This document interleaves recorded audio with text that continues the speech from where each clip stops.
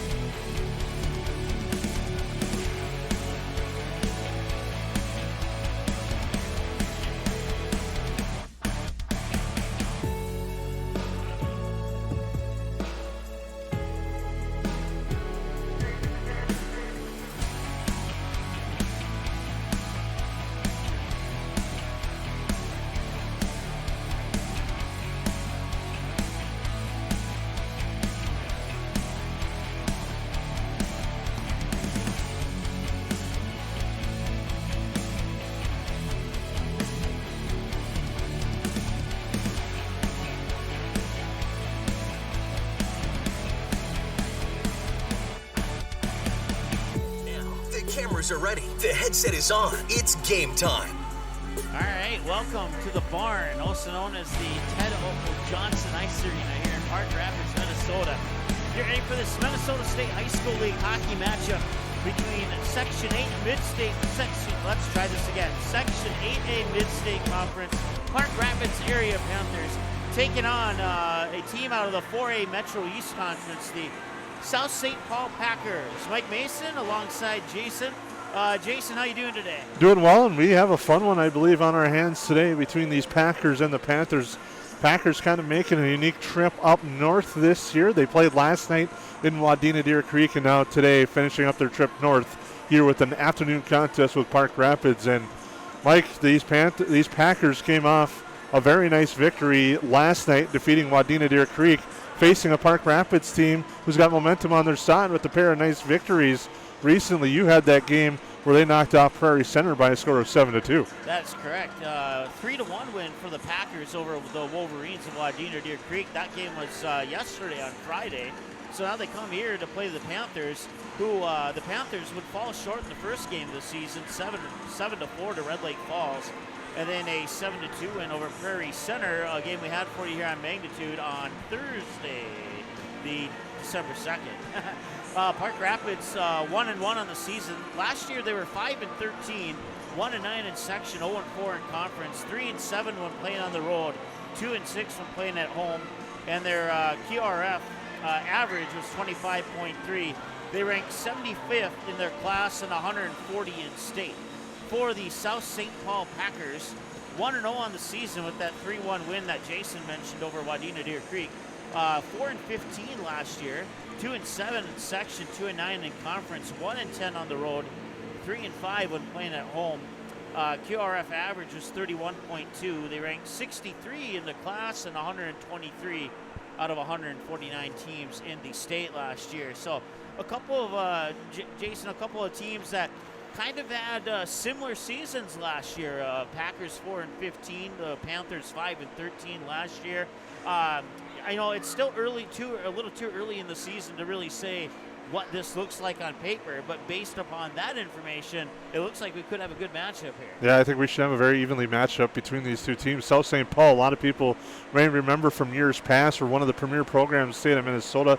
I believe it's been a while since they've been to state. I think last time they were at state, it was with goaltender Alex Stalock, who's now in the National Hockey League, helped lead UMD to prominence there when he made his career there, but he was a heck of a goalie at South St. Paul. Definitely one of the names that a lot of Packer fans will remember. The Panthers, they're trying to build and continue to build forward after that, like you said, a season last year which was unique, and now you're trying to get back and get on the swing of things, and they're off on the right foot, dropping that first one. Yeah, they lost 7-4, but they came back with a very nice 7-2 victory over Prairie Center, and that was a game that they they were outshot, but they were able to take advantage of their chances in that contest, scoring on 7 of their 17 shots.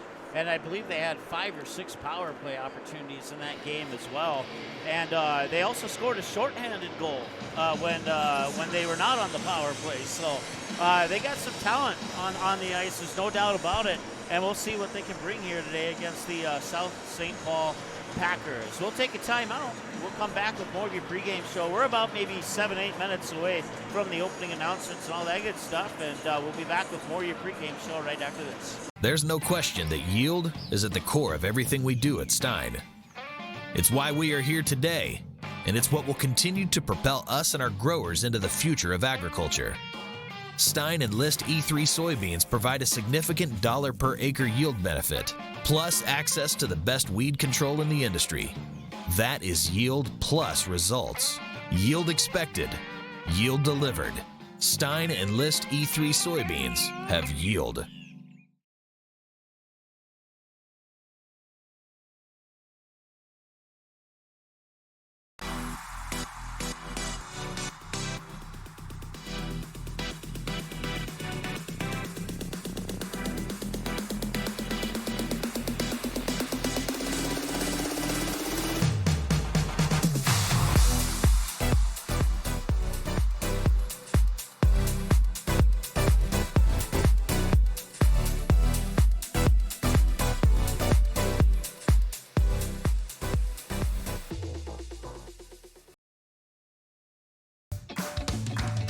They say a dollar doesn't go far these days, but in my classroom, it does.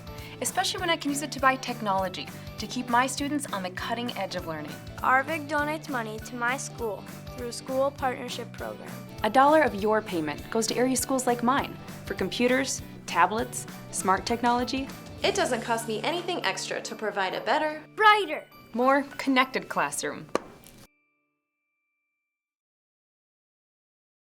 Small or large, Superior Grain Equipment has a storage solution for you with a wide variety of bin options and accessories, along with site planning and superior customer service. Plus, from top to bottom, we offer the industry's best bins and warranties to protect your products and your grain storage investment. Get superior quality, protection, and reliability with generations of experience and dependability.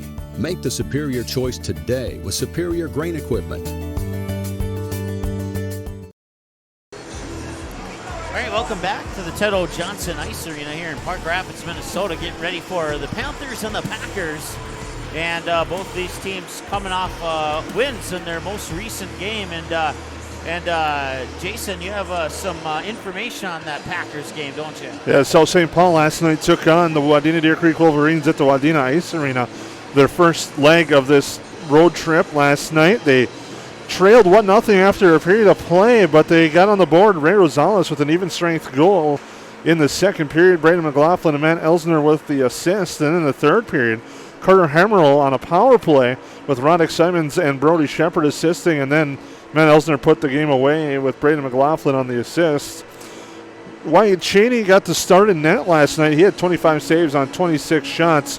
Gunnar Olsen in the loss stopped 12 of 15 for Wadena Deer Creek. The Packers, though, they found themselves in penalty trouble. They had 23 minutes of penalties last night. Brandon Ogren had 17 of those. He's actually out today due to receiving a checking from behind major in a game misconduct.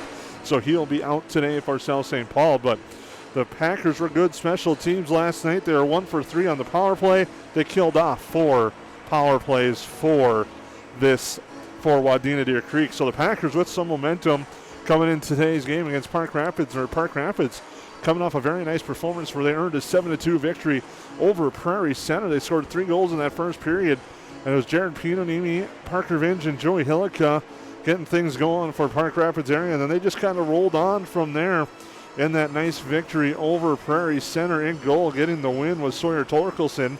He had 21 saves on 23 shots.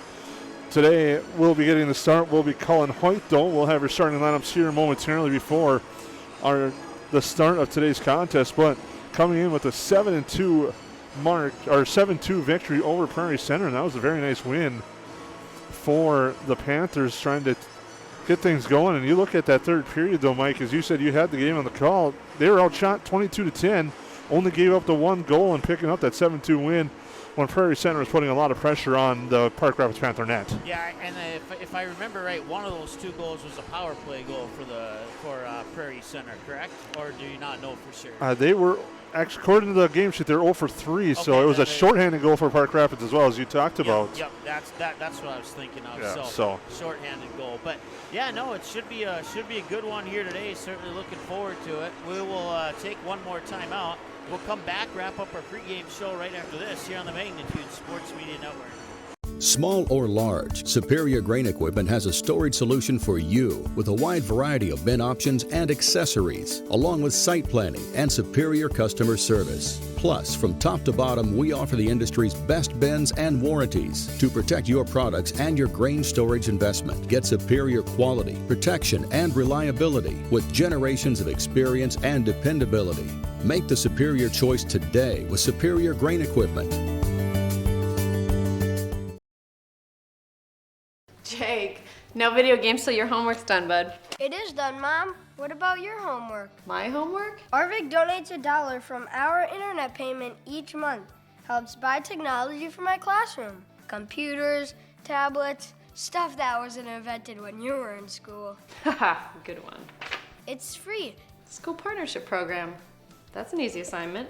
I can see it now. Video games for every student.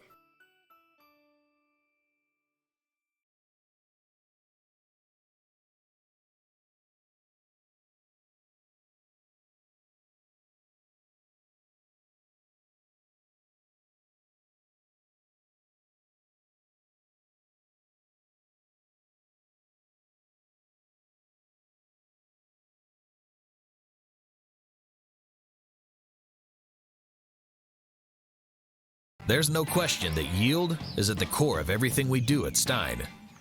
It's why we are here today, and it's what will continue to propel us and our growers into the future of agriculture. Stein Enlist E3 soybeans provide a significant $ per acre yield benefit, plus access to the best weed control in the industry. That is yield plus results. Yield expected, yield delivered. Stein Enlist E3 soybeans have yield.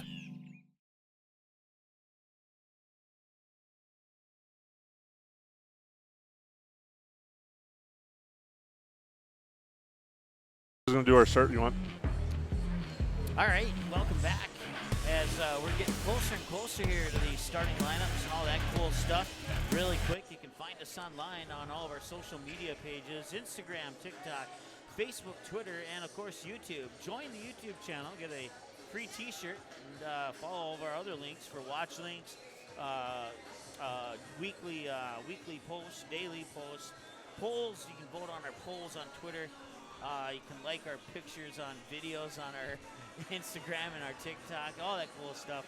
You know how all those social media things work, so I'll trust that I don't have to explain it too much to you here. Coming up on our schedule after today, we get things going on the North Dakota side. The Horace Hawks on Monday, 7 o'clock tip-off. It's their, I got clarification on this. It's their junior varsity team taking on the West Fargo junior varsity team, as they don't officially have a varsity squad, so it's a varsity squad labeled as junior varsity. We'll put it that way. And then we'll debut wrestling on Tuesday, the Perham Triangular with Bemidji and Thief River Falls, the Kindred Triangular with Oaks and Hillsborough Central Valley, and then I'll be in Barnesville for the boys basketball game with Wadena Deer Creek. And Thursday, Friday, Saturday, more basketball and wrestling. And you can dig deeper into that schedule at our website at msportsnet.com. You can catch all the games on demand by going to our website as well. Under the archives button, you'll come to this screen and you simply click the word watch next to the game that you want to watch again. And it's as simple as that. They're available for you 24/7 whenever you would like to do it. Time now to maybe take a peek at our starting lineups. Do you got those ready to go? Or? I do, and awesome. Here we go. First, starting for the South St. Paul Packers, getting the starting goal will be Benjamin Bengura, making his first start of the year. On defense tonight, Tim Crack and Jack McClellan.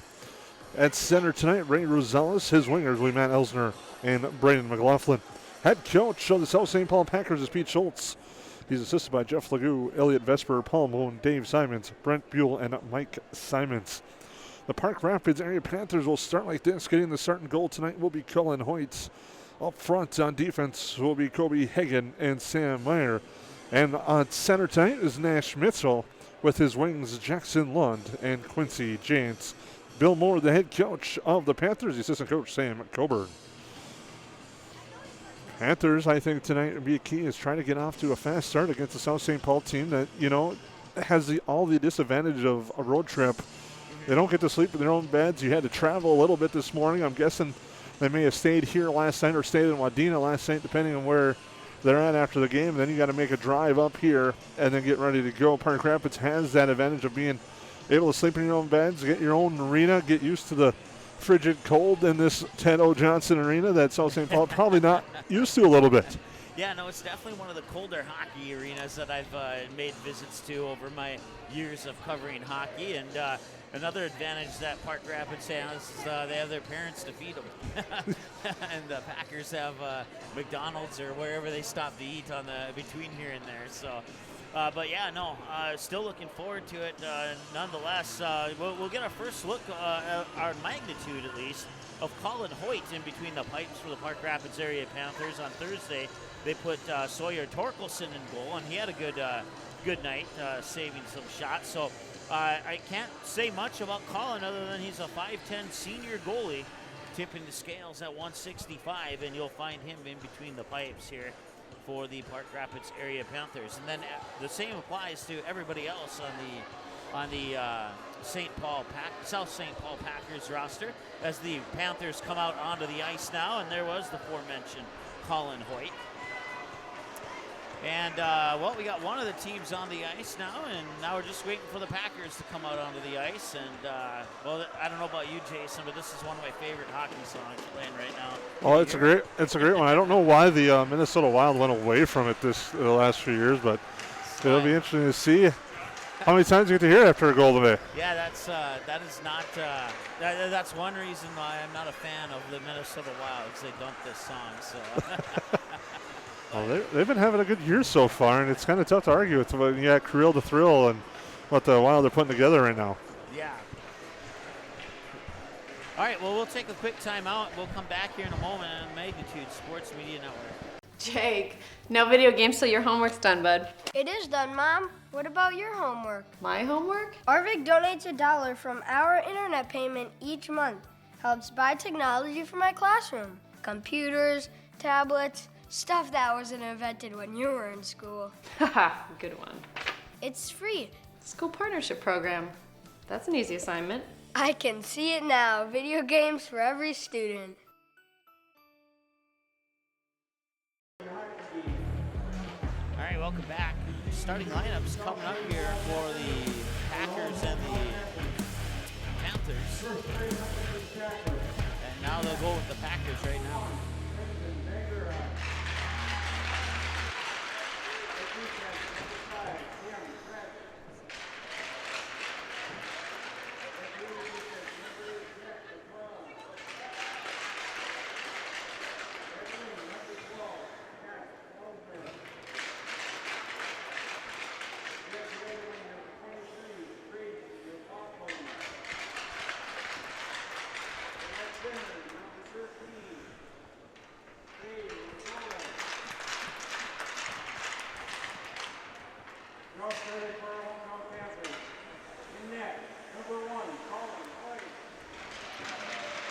And now your starters for Park Rapids. At defense, number 13, Kobe Hagan. At the other defense, number 18, Sam Meyer.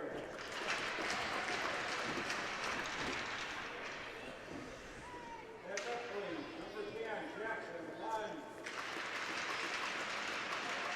At right wing, number 19, Quincy Yan.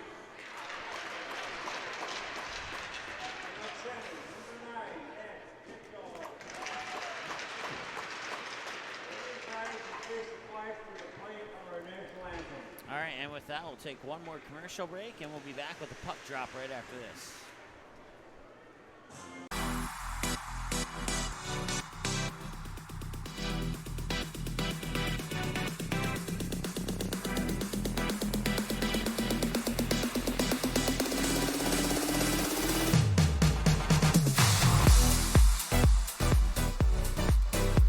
Small or large, Superior Grain Equipment has a storage solution for you with a wide variety of bin options and accessories, along with site planning and superior customer service. Plus, from top to bottom, we offer the industry's best bins and warranties to protect your products and your grain storage investment. Get superior quality, protection, and reliability with generations of experience and dependability.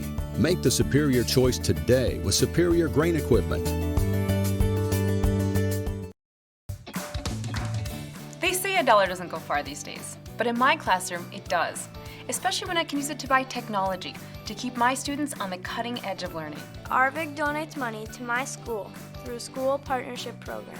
$1 of your payment goes to area schools like mine for computers, tablets, smart technology, It doesn't cost me anything extra to provide a better, Brighter. more connected classroom.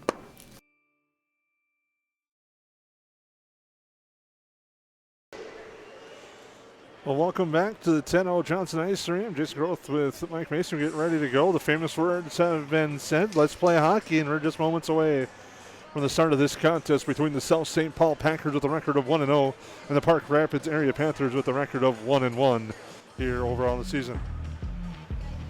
Well, Jason, I want to say one thing here. I personally like the music selection.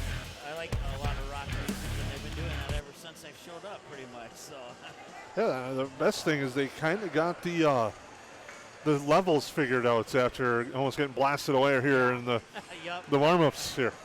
Yeah, that definitely it happened in that game on Thursday, and if you were sleeping, you weren't after that. And the same about a few minutes before we went on the air with our pregame show. So 17 minutes on the clock. South St. Paul in the brownish maroon with yellow and white stripes and white numerals. And the Park Rapids Panthers in white with orange numerals trimmed in black. Cullen Hoyts will be in goal for Park Rapids, getting the start. Ben Bangura for the South St. Paul Packers. He's getting ready to take the draw. Will be Ray Rosales against Nash Mitchell.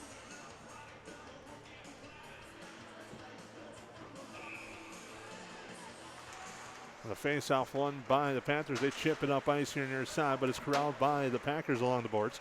Now Rosales tries to track it down, but it's corralled by Mitchell. Quickly up ahead off his skates. And the Packers regroup in the neutral zone. Mitchell far side with it, loses control, and the Packers try to dump it in. Back there to pick it up for the Packers is Doran. For the Panthers, pass near side. Chipped along the boards, picked up there by Mitchell. Cross ice pass, and now it comes near side, intercepted. Rosales read that one nicely for the Packers, and they'll send that in. Hoyt will go behind the net and play the puck. Hoyt leaves that there as both teams change. The Panthers try to come out of the zone, and they do with it. Here is Lund. Lund across the blue line. Lund fires a pass into the slot, stolen away, and coming back with is Brody Shepard.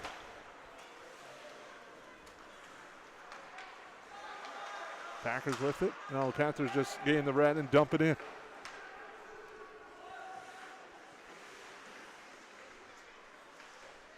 Packers trying to get out of their own end, turn it over. Right there on the stick.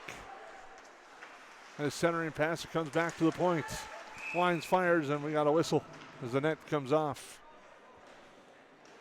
Shot attempt there by Connor Hansen was blocked in front, but the net came off its morning and gets their first whistle.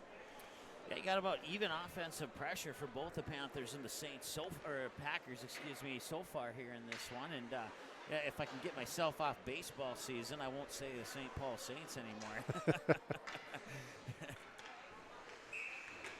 White Tischer and the Park Rapids third line comes out with Reed Sharp and Jaron Pinonimi as wingers. Face off corralled by the Packers to get into neutral, but it's sent back in off of the forward, and grabbing the puck there is Reed Sharp for the Panthers. He'll send it in the zone. Packers trying to clear, they can't, and send back in behind the goal. Now giving chase here on the near side is Pinonimi. He loses control on the near side boards. The Packers come out, gain neutral ice, and send that in off the stick of Tyson Simmons.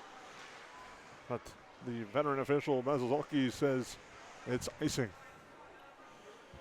We'll take the long trip down to the other end of the ice. Looks like the face-off will come to the glove side of the Packer goalie. And fun fact, Basil Zolke was one of my former baseball players when I was a coach up in Taconite as an assistant coach. Helped our team go to a state tournament one year as Legion.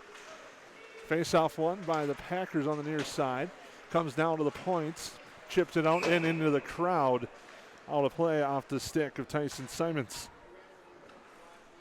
15:04 to go here in our opening period. We're scoreless from the Tano Johnson Arena in Park Rapids.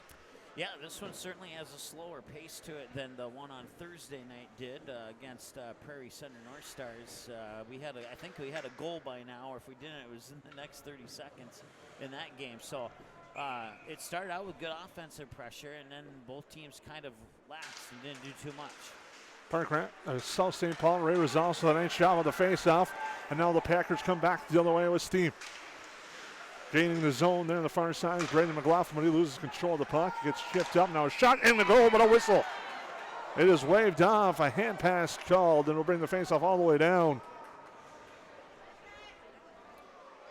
Well, yeah, and the Panther fans in the stands here were waving that off before the referee did. No arguments from South St. Paul coaching staff on that one either. The faceoff will come down to the right of goaltender Ben Gura. Face-off won by the Panthers. Quick shot and a goal. Top shelf. And getting the goal, Kobe Hagan off the draw. And the Panthers take the lead. Yeah, that's some quick striking there. You got to love those shots from the point, too. And that was a nice pass off the face-off to get it to the point. And he took no hesitation. He just took the shot and rifled it into the back of the net. Nice job. Nice job off the draw, won by the Panthers. Hagan goes top shelf. We'll get the assist here in just a moment as the Panthers take a 1-0 lead. Hagan on the goal, his first of the season, as they get the puck for him. Officials will check the net just to make sure everything's in order. On Thursday night, they had to check more than just the hockey net. They had some hard checks into the back board. It actually popped the netting off the plexiglass, and they had to stop play 3 times to fix that. So a nice start for Park Rapids here at home.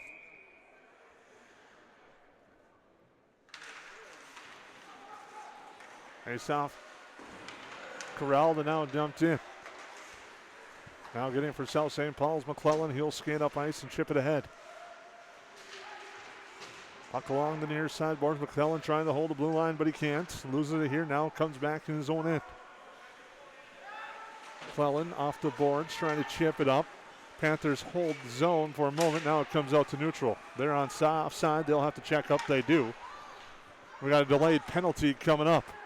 First for the Panthers, unassisted, number 13, Cody Hagan. And we got a penalty for a trip.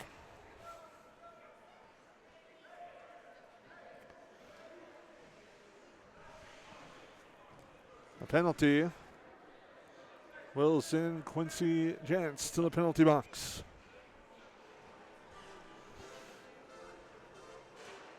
Don't believe they announced an assist on the goal by Kobe Hagan. I didn't hear one, no. It's his first of the year. But now Park Rapids will be put on the pressure by the Packers of South St. Paul as they get the game's first power play. Well, we'll see if they took notes from Thursday night, as they did get a shorthanded goal against Prairie Center. Panthers do a good job. They win the draw and send it out down the length of the ice. They're trying to get a shot off here near side. And now they go. The Panthers, number 23, for number 19, Quincy Jantz. 2 minutes, Pregame. And now the puck goes behind the Panther goal, and they're able to clear it the length of the ice. And Bangura will play the puck. Packers trying to set up their power play. They have 1:20 to go on the first power play of the game as they gain the blue line. Come in on side. Working his way through, driving this nice save by Colin Hoyt on the shot attempt there by Roddick Simons. Now pass near side, Simons again, and Hoyt is there to answer the call. It's a nice save as he closed the 5-hole quickly on that one. Bangura will play it there for Jake Maurer. Maurer behind his own goal, gets pressured with 50 seconds to go on the Packer power play. Now puck in neutral ice. Panthers trying to corral it. Now Noah Ken as it gets in the blue line offside with the call on South St. Paul.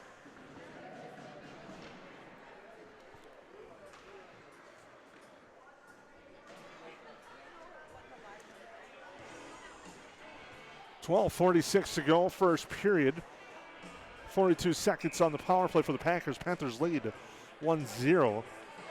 Face-off won by the Panthers. Gaining the blue line and firing a shot on goal. That time it's McClellan, and Hoyt easily sticks that one aside. Buck to the far side, boards. Doing a nice job hitting him up there was Kobe Hagan, the game's only score. Now comes to the point. McClellan shot through traffic, goes wide. Now comes out of the zone, and the Panthers will try to retreat. Here's McClellan with it for the Packers. Fires a cross-ice pass for Elsner. Elsner gains the blue line. Now Rosales gets it, chips it off the boards, but it's still in the way. Now back to the point. McClellan with the shot. Hoyt the save, rebound out in front, gets kicked aside, and goes behind the net, and the Panthers have killed the first penalty of the game. Now corralling the loose puck for Park Rapids. Sam Meyer, he chips it up ice. Now working his way through and chasing the puck down, Joey Hillica. Hillica putting pressure on the Packer defense. Now with it, there's Lund.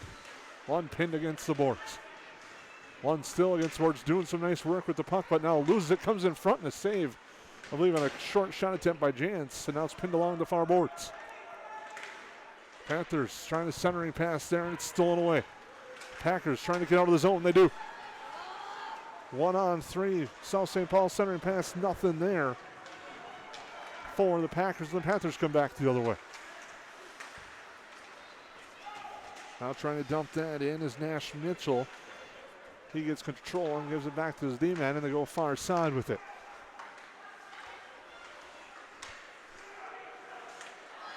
Nice hit there along the far boards. Stepping into that one was Ethan Eichens. A lot of bodies tumbling there. It's a lot to keep track of. I couldn't even do it. Now it comes near side with it. Hansen gains the blue line. Drops it off. Top of the circle, a shot and a glove save. Bangura on his shot that was going wide off the stick of Quincy Jantz. 10:41 to go, first period. South St. Paul trailing Park Rapids by a score of 1-0 and a goal by Kobe Hagan, his first of the year for Park Rapids.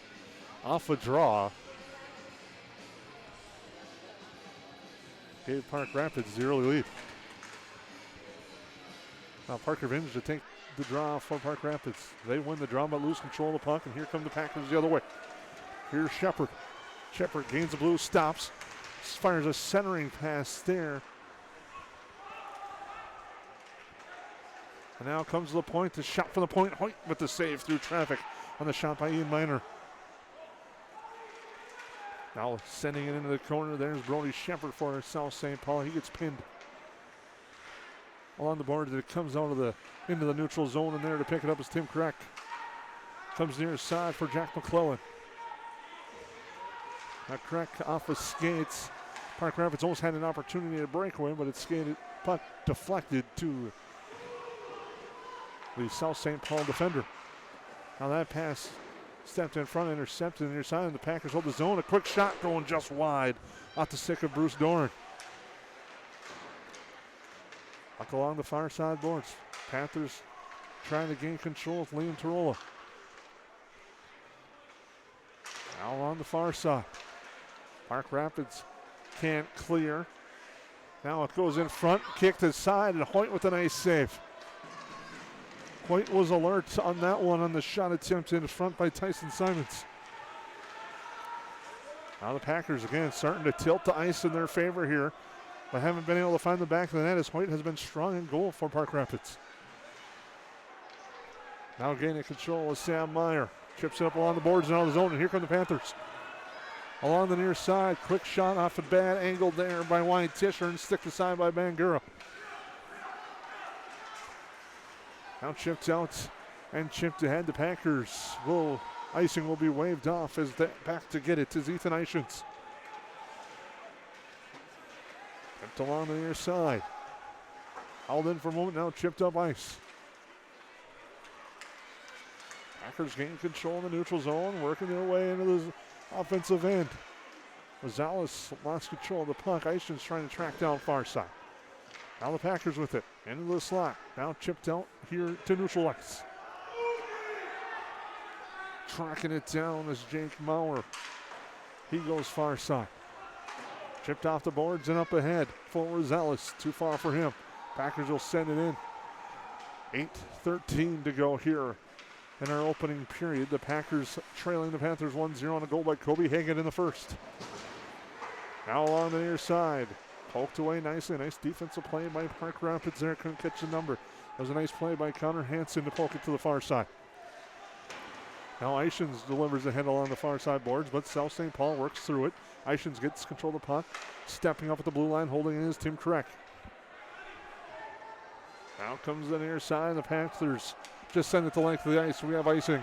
No, they wave it off as Bangura will get to it. Cross to the far side, held in nicely that time by Nash Mitchell. He sends it deep. Packers though quick to corral the puck to the near side. Stepping up is Meyer at the blue line. He fanned on the shot, and the Packers come back the other way. And now just dumping that one in for South St. Paul's Matt Elsner. Now on the far side, Mitchell. Nash Mitchell skates up to the neutral zone. Gains the blue line here on the right side. Fires a shot off the back of Bangura. An awkward save, but he's able to make it and went over him, but he did what he could to keep it out of the nets.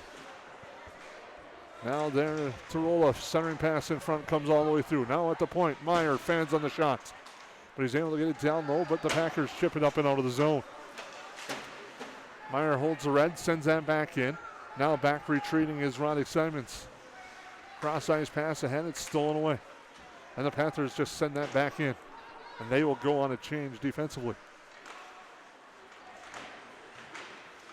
Puck along the far side boards, trying to pin it there is Tarola. And it goes up and into the South St. Paul Packer bench, and the faceoff will come to neutral. 6:21 to go, first period. 1-0 is our score. On the Magnitude Sports Media Network, we thank you for tuning in.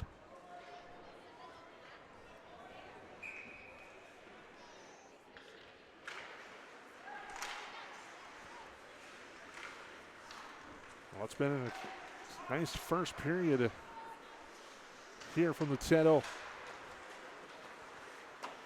Well, working along the boards. South St. Paul trying to get out of the zone. They do. And now Park Rapids will regroup with control of the puck. Pass blocked away there on the near side. Gaining control is Liam Tarola. Now skating forward. With that there was Connor Hansen. Hansen fired a shot off a bad angle. And the Packers will come away with the loose puck, and it's stolen away in front. The quick shot goes just wide off the stick of Jackson Lund. He was looking top shelf over the glove of Bangura, but couldn't find it. Centering pass, no one home.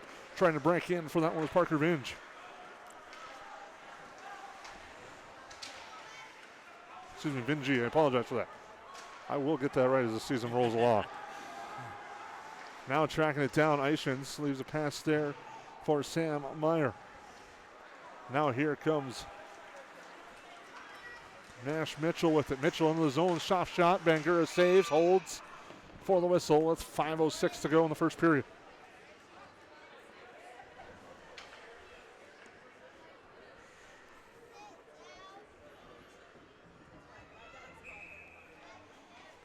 Face-off will come to the left of the goaltender Bangura. And Maurer sends it around the far boards and out of the zone. Packers, excuse me, for a moment almost had a chance at a break, but it gets chipped into the bench.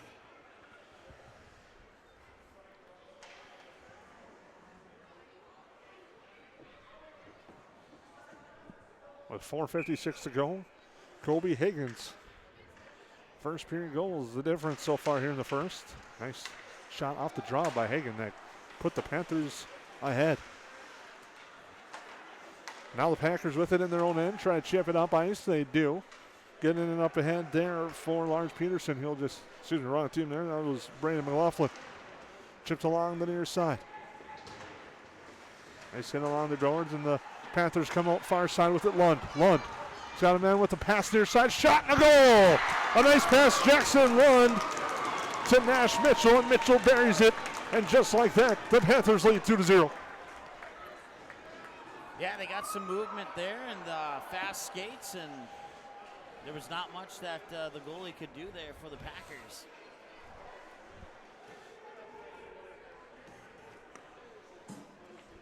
We'll get the officials scoring on that one, but now the Panthers take a 2-0 lead. I believe it'll be Mitchell from Lund. There might be a second assist on that one.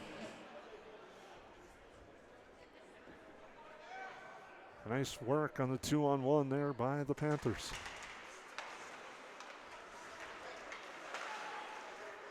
Pass goes far side, but the Packers chip it out of the zone. Panthers offside, now they check out. Panthers, number 9, yes, Mitchell. An assist to number 10, Jackson Lund. It was Mitchell from Lund. Now the puck near the point. Blocked shot attempt there. Connor Hans with a good shot attempt, but it was blocked away. Brody Shepard comes out with it. Now here come the Packers. A 2-on-0 in front. A shot and a goal. Roddick Simons puts South St. Paul on the board as he beats Colin Hoyts, and it's now 2-1. Well, it was a nice response there for the Packers.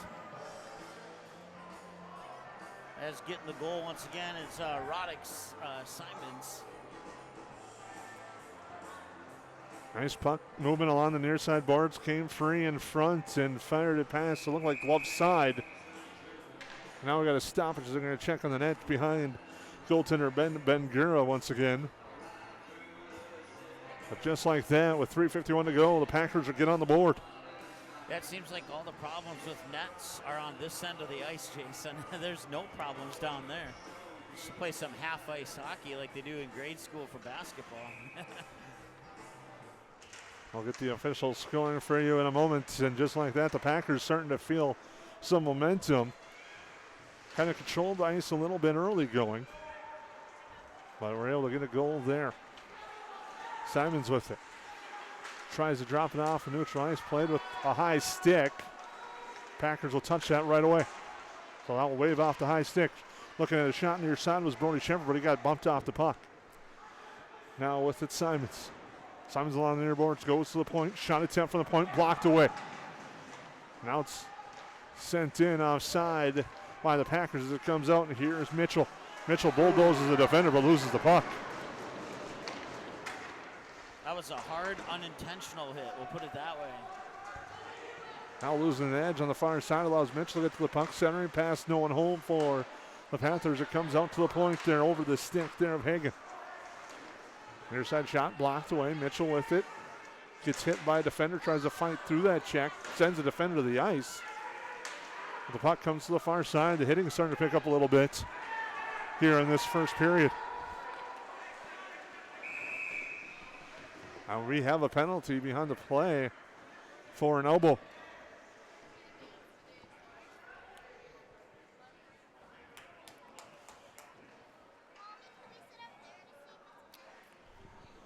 It will be the second power play for the Saints in this game. Or I'm sorry, I'm still in baseball mode. Everything's just going wrong today. No, it's not that bad. Well, the penalty will be an elbow. Well, they did not score a goal, in contrary to the graphic you see on your screen right now. But Face off. Corralled and controlled by the Panthers. They try to send it out. It's held in nicely at the blue line. Pass across. A shot through traffic is deflected away. Shot attempt there by Jack McClellan. Comes back to the point. McClellan can't hold the blue line. The penalty was Jantz for elbow. That's his second penalty of the night. Packers trying to take advantage. 0 for 1 on the power play so far tonight. Eichen's trying to chase down the puck, but he's beat to it by Braden McLaughlin. Packers with it along the far side, trying to set up the power play. Pats to the point over the stick of McLaughlin and out of the zone. He will chase down for the Packers. Sends a blind pass to neutral. And no one there to get it now. They're able to corral. That is Ray Rosales. He had a goal last night in their 3-1 victory over Wadena Deer Creek. Now the Panthers will send it to length of the ice. Bangura will play it in his net. Leave that there for McClellan. McClellan trying to set up shop. 1:35 to go. First period. 55 seconds on the power play opportunity. Again, the blue line. Rosales with it. Rosales to the top of the circle. Fires a shot through traffic. Goes high and wide over the nets. Rosales trying to track that down. Far corner. Gets pinned off there nicely by Kobe Hagan. Hagan now battles. Sends that one free. There to pick it up. Sam Meyer for the Panthers. And it comes the near side. Awkward bounce off the boards. A gratuitous bounce for the Packers, but they're unable to take advantage of it. And the Panthers are able to send it out of the board. Send it down the length of the ice, Bangura leaves that there for Maurer. Maurer quickly chips that up into no man's land, and it's sent in by Lund. Lund turns and sends that down deep, and now there to pick that up will be Maurer. Under a minute to go, 45 seconds to go, first period, 5 seconds to go in the Packer power play. Was steam, but losing control of the puck that time was Roddick Simons, the lone goal scorer for the Packers, who are now 0 for 2 on the power play. 30 seconds to go, first period. Still with momentum, though, are the Packers. Puck along the near side, trying to track that down. Jack McClellan up front. Gets it to the blue line, hops over the stick and out of the zone. Jake Maurer tries to send that back in. Ishins blocks it, and he'll just send that forward. We have 10 seconds to go and an opportunity here in a breakaway. Drive to the net, shot, great pad, save, the rebound goes through and gets by Hoyt. The first shot there by Carter Hummerl was stopped, and the rebound by Brody Shepard goes through Hoyt but wide. And after a period of play, the Park Rapids Panthers hold a 2-1 edge on South St. Paul. Yeah, right at the end there, two great saves and one save assisted by Locke there, that's for sure. South St. Paul that close to tying this thing up at the end of the first period. We'll take a quick break. Panthers leading the Packers by a score of 2-1 after a period of play. We'll come back with your intermission show right here on the Magnitude Sports Media Network.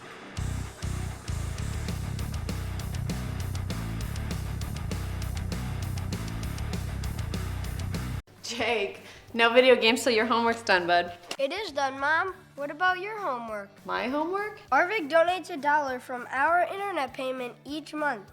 Helps buy technology for my classroom. Computers, tablets, stuff that wasn't invented when you were in school. Haha, good one. It's free. School partnership program. That's an easy assignment. I can see it now. Video games for every student.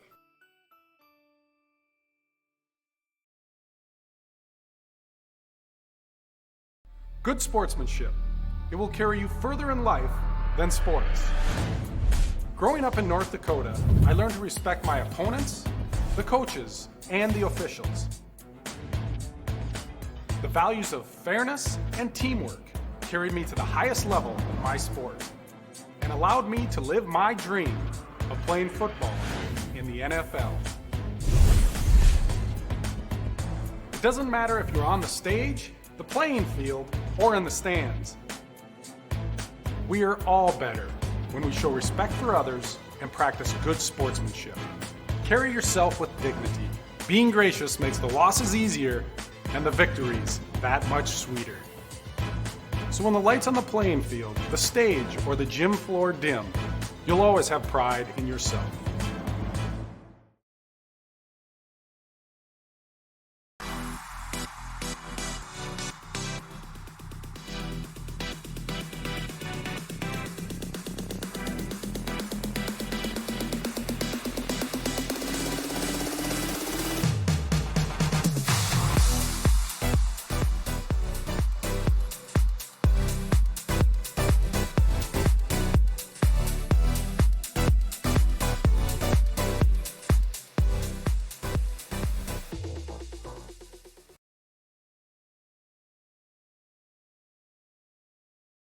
At Superior Grain Equipment, we're committed to quality and service, offering you the best in grain storage and dryers for any size operation. Our experts will work with you to determine the most efficient and economical storage solution for your needs. We help protect your bottom line and your future with the industry's best bins and warranties. Make the superior choice for protection today and tomorrow with Superior Grain Equipment. Jake, no video games till your homework's done, bud. It is done, Mom. What about your homework? My homework? Arvik donates $1 from our internet payment each month. Helps buy technology for my classroom. Computers, tablets, stuff that wasn't invented when you were in school. Haha, good one. It's free. School partnership program. That's an easy assignment. I can see it now. Video games for every student.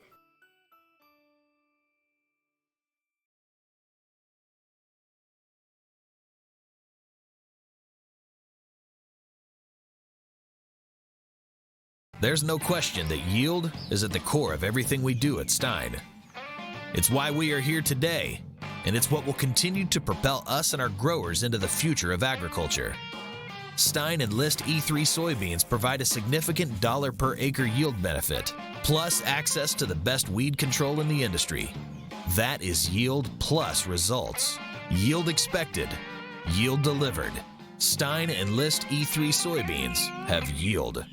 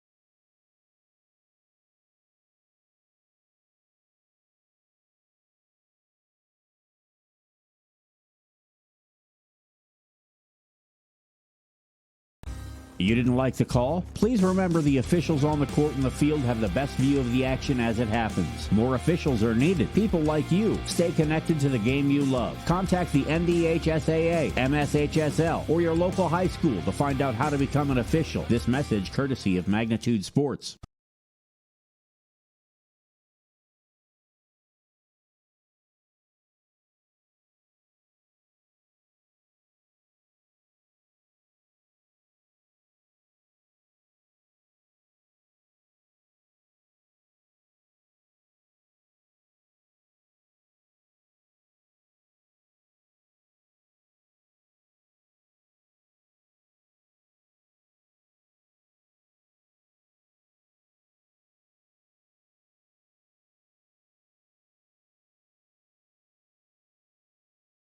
There's no question that yield is at the core of everything we do at Stein. It's why we are here today, and it's what will continue to propel us and our growers into the future of agriculture. Stein Enlist E3 soybeans provide a significant dollar per acre yield benefit, plus access to the best weed control in the industry. That is yield plus results. Yield expected, yield delivered. Stein Enlist E3 soybeans have yield.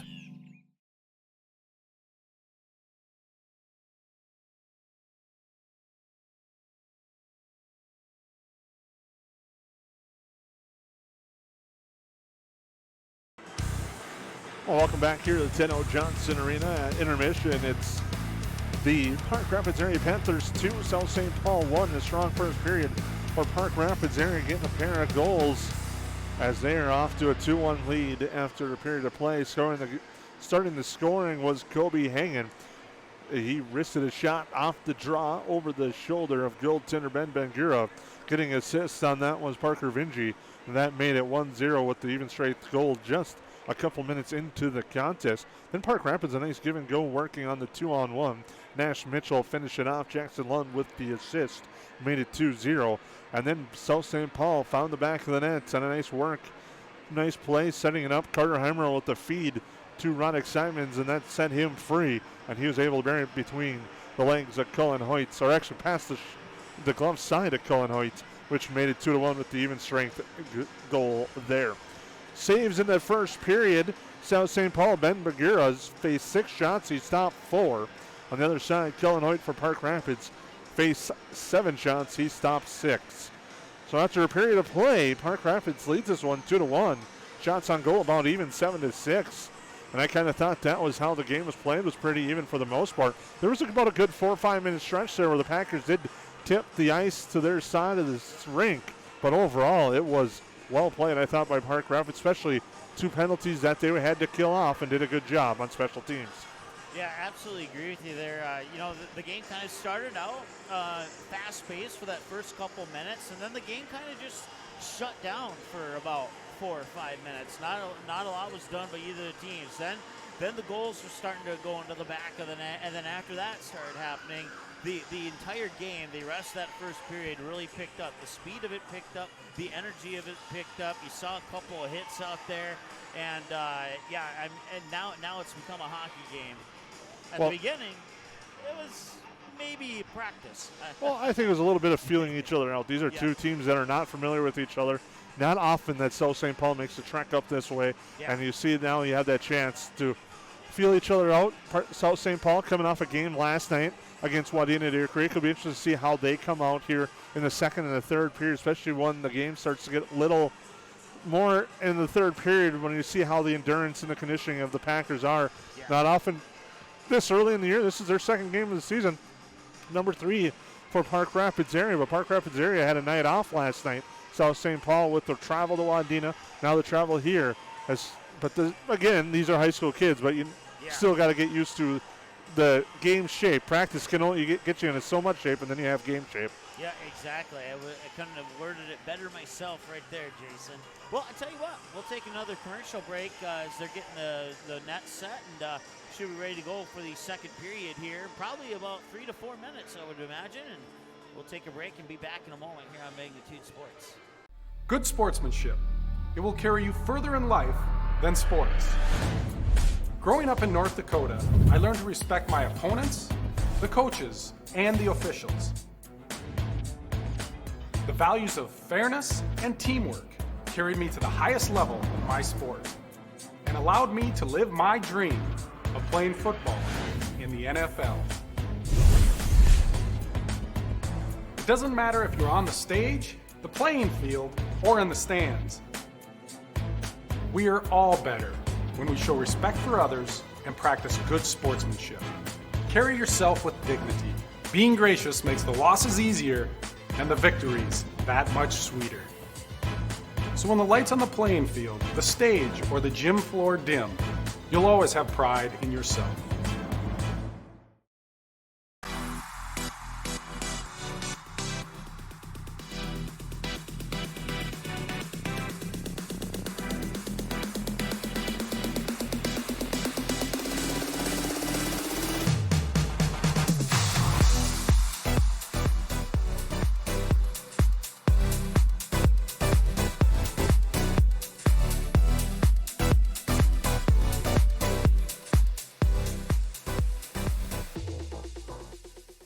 There's no question that yield is at the core of everything we do at Stein. It's why we are here today, and it's what will continue to propel us and our growers into the future of agriculture. Stein Enlist E3 soybeans provide a significant dollar per acre yield benefit, plus access to the best weed control in the industry. That is yield plus results. Yield expected, yield delivered. Stein Enlist E3 soybeans have yield.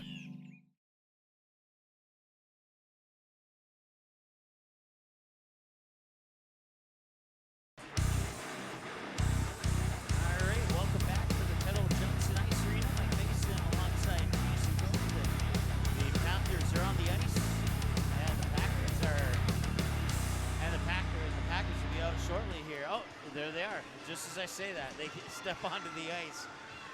What do you expect here in the second half, second period? There we go, right sport. Well, Mike, you've been busy with basketball games too, so I can understand that. I think you're going to expect another back and forth period type way. I think both goaltenders are going to really have to be on their toes in this second period. Bangura, I think there might have been a goal he wanted back from that first period, and I expect him to have a strong second period. Cullen Hoyt, the same way. I think both goalies are going to see a lot more shots than they did in that first period. I think things are really going to open up here in this second period for both teams. Yeah, I think maybe I'm wrong, but I think this whole second period is going to be a lot like the end of that first period, and then we'll see how that energy and momentum carries over into the third period. But one period at a time here, we'll see if South St. Paul can tie this one up. Getting that scoring in that first period is Kobe Hagan, his first of the year.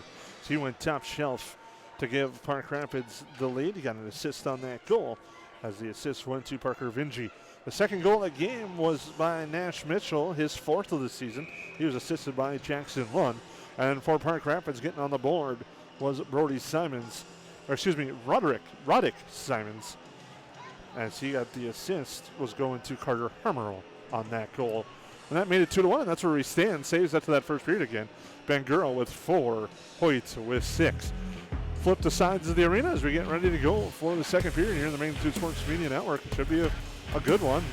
Ray Rosales will take the face-off against Nash Mitchell for the Panthers. And that top line for Park Rapids. And Rosales out the draw, gets tripped up there, and the puck is corralled momentarily by Rosales, and he'll send it in behind Hoyt, and back there to pick it up with Sam Meyer. Meyer along the near side for Lund, trying to chip it out. It's held in nicely for a moment. Now it comes out. Now with speed is Lund. Lund along the left side, fakes a shot, fires it just wide of the goal of Bangura. Lund tries to tie up the stick of the defender on the far side, does so. Now pins the puck against the boards. It comes free for a moment. And there to pick it up is McClellan for Sault Ste. Paul. McClellan just flips that up into the neutral zone, and now they flip the ice to the Packers. Back the other way with the shot on a bad angle, saved by Hoyt. Rebound comes free on the shot attempt there by Matt Elsner. Now back the other way.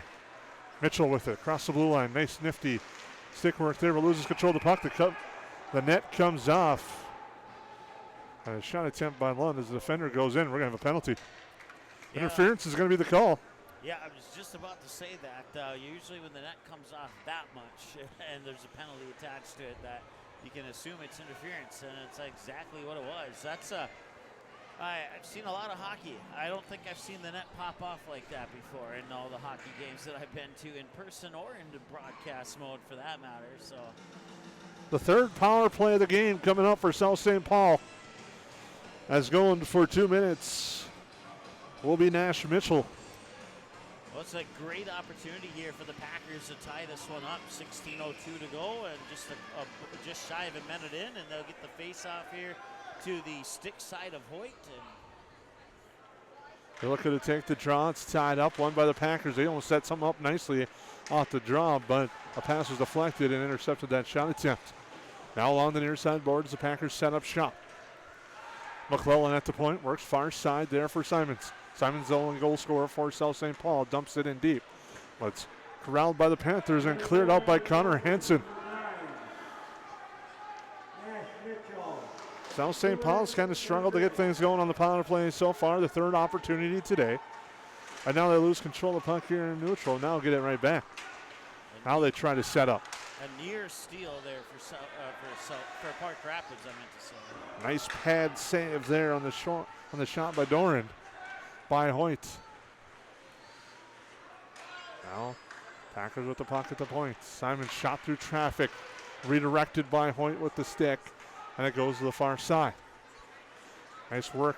Dangle through, pass down low. Not ready for it, though, was McClellan. Yeah, he was in good position, but just couldn't quite get the pass where he needed it to. So, as soon as that was Heimrose, McClellan at the point, who's now chasing down the loose puck and getting pressured there by Meyer. Now comes near side. Simons with it. Wraparound attempt, save, Hoyt rebound. Goes to the corners, the net comes off, and we get a whistle with 14:39 to go. Another nice save by Hoyt. 38 seconds to go in the power play. Yeah, well, outside of the penalty and having the man advantage here, this start of the second period has been maybe just slightly bit more energetic than the start of the first period. And that if that's a key of what's to come, that could mean a lot of exciting hockey on the horizon here. Face off one by the Packers. Now comes the near side with it, Maurer. Shot and a goal. A power play goal. Jake Maurer has knotted it at 2 with 14:31 to go in the second period.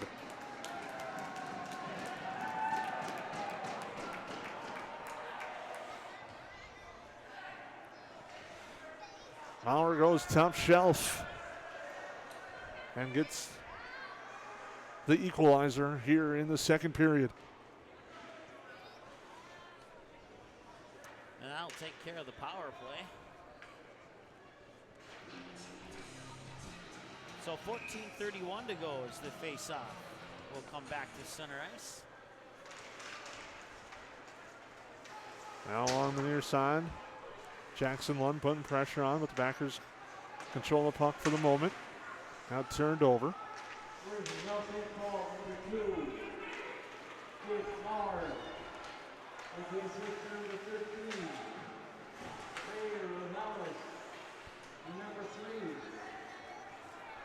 Ray Rosales on the assist for South St. Paul.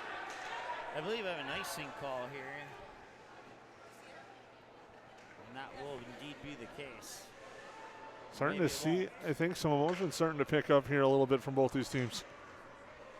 They're nodding at 2. The officials talking to our left, as you can see on the screen. They might want to try to, might see a penalty or two to kind of calm some attitudes down. Now we've got some fans that are a little hot on the officials. Yeah, I'm not exactly sure.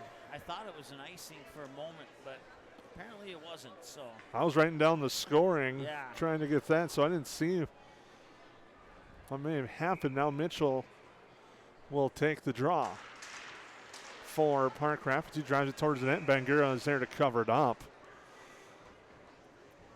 As we're knotted at 2 in the second period here at the Tenno Johnson Arena. Jason Girl with Mike Mason, we thank you for tuning in on the Magnitude Sports Media Network. As Mitchell will take the draw once again. This time he wins it back to the point. Shot through traffic is blocked. Off the stick of Kobe Hang. It goes to the far corner.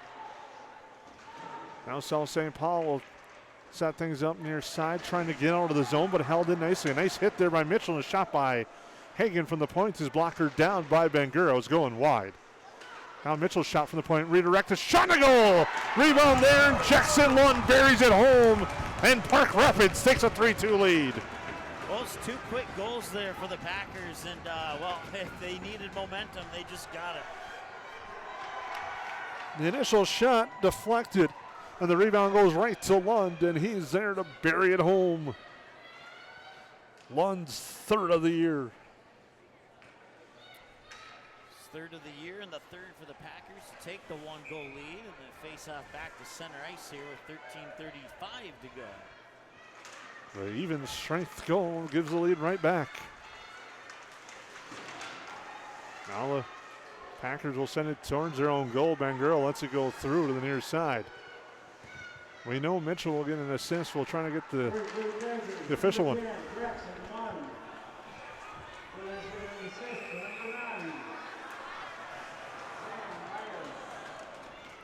And he skated in offside there, so that'll bring a neutral zone face-off. Number 9, Nash Rachel.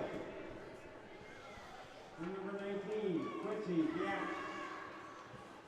They announced about 4 different names, so I no. I didn't get them all either. I think Quincy Jantz got the second assist. As the puck comes in near side, and Ishins almost dangerously turned it over in front of his own goal. But he delivered ahead, now comes in the near side with it. Here's Tarola. Pass up ahead.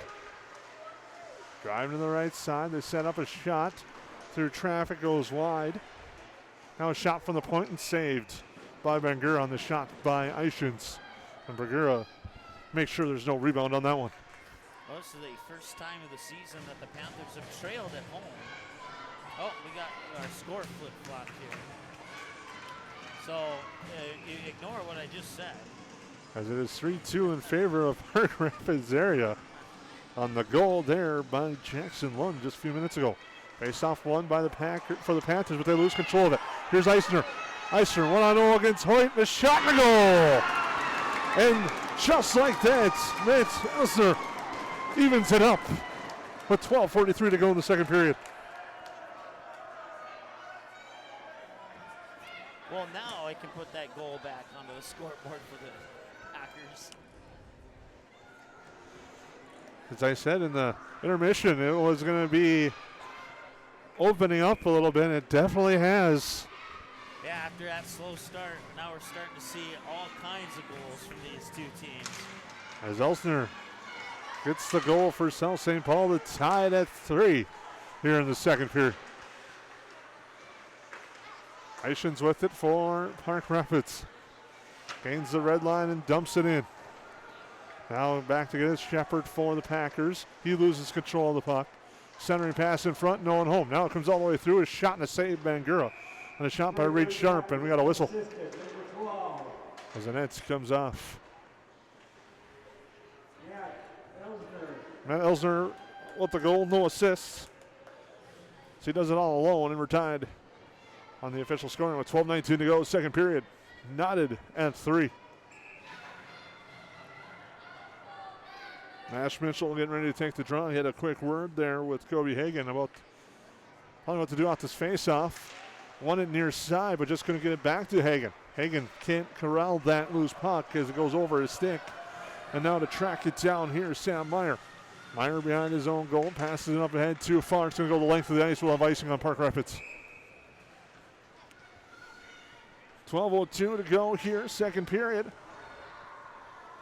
We're tied at 3. South St. Paul got the scoring right away in the period. Jake Maurer. And then it was a goal by Jackson Lund to answer. And then South St. Paul came right back. Matt Elsner. And we're knotted at 3. That's our scoring here in the second period. Puck along the near side there with it. Lund. Bounce sent out and into neutral. Packers regroup. Turned over. And there's a hook. And this will be the game's first penalty. And South St. Paul coming up. And there it is. We're going to have a hooking penalty on the Packers. And the Panthers will get their first look at the power play.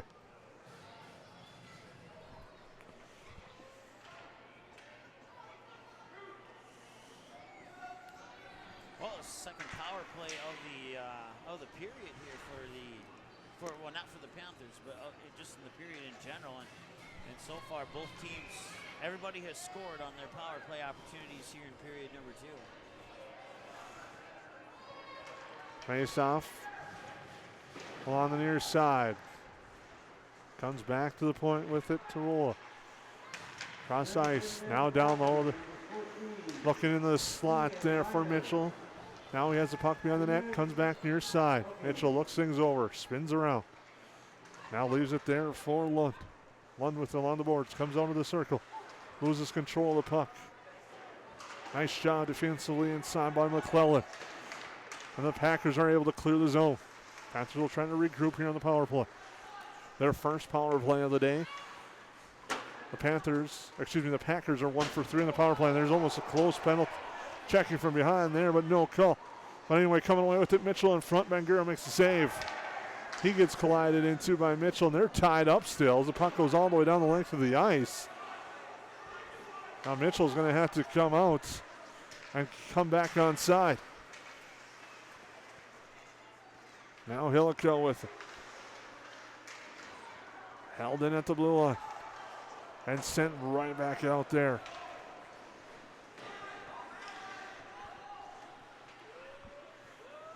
Panthers regroup with 45 seconds to go on their first power play of the day. Paying the red line and dump it in. Bangura leaves it there for Shepard. Shepard trying to send it up the near boards, but is blocked down by the Panthers. They hold the zone with 25 seconds to go on the power play. Still with it. Circling around, now they go down low. Comes back up to the point. Walk it into the slot, and the shot's blocked. Now still working with it now down low. That's Jantz. Jantz behind the goal, trying to get some space. Sends it near side there for Vinci. Too far for him, and the the Packers clear and kill the penalty.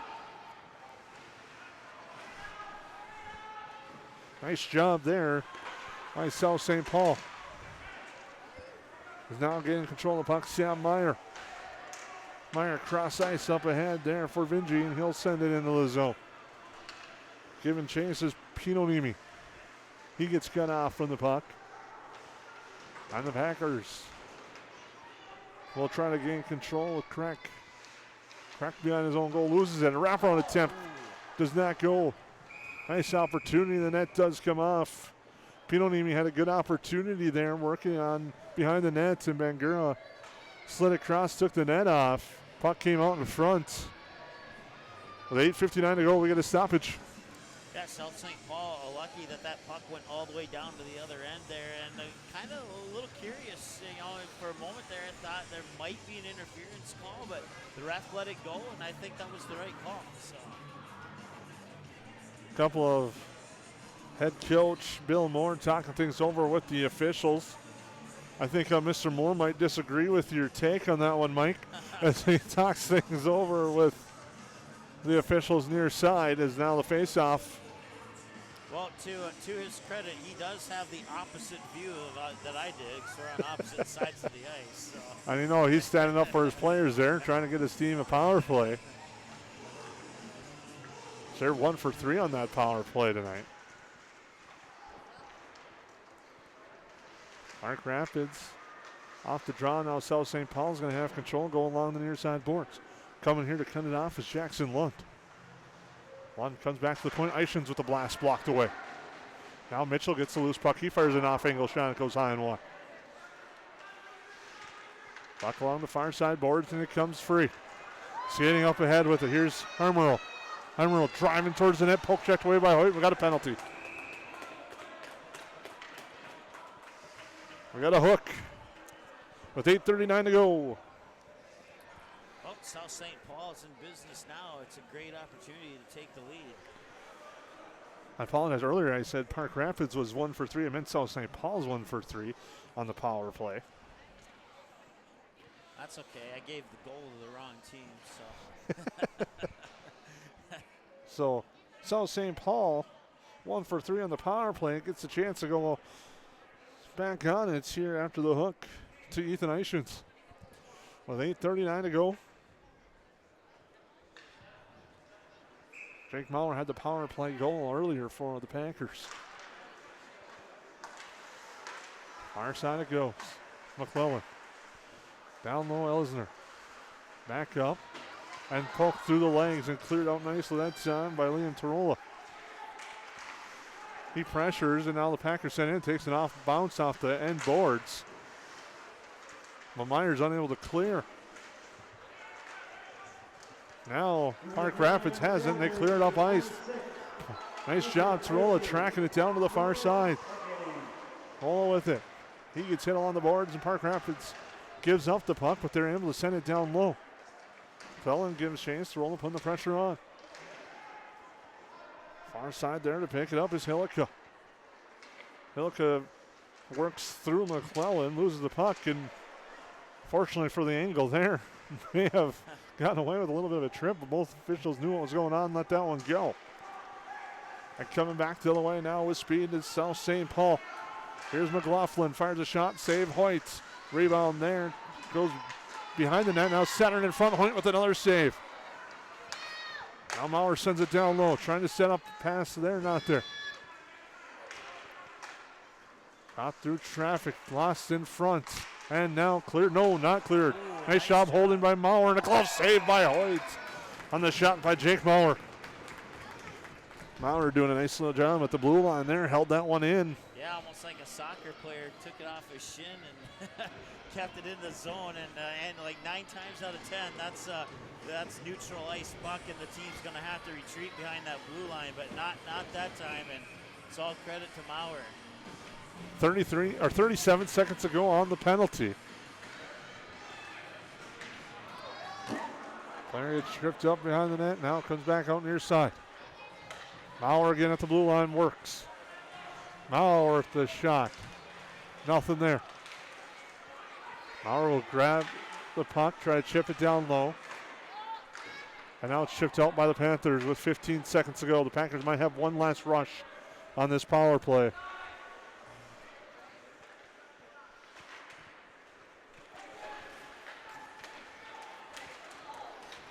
Puck's in neutral ice. Now brought in by the Packers. It comes back out to neutral. That will kill off the penalty. He's had his steam there by Jantz trying to get to the puck. Coming out after the penalty. South St. Paul now 1 for 4 on the power play. Driving towards the net. Jantz on his backhand, loses control, and now the Packers trying to come out. Packers do gain the line.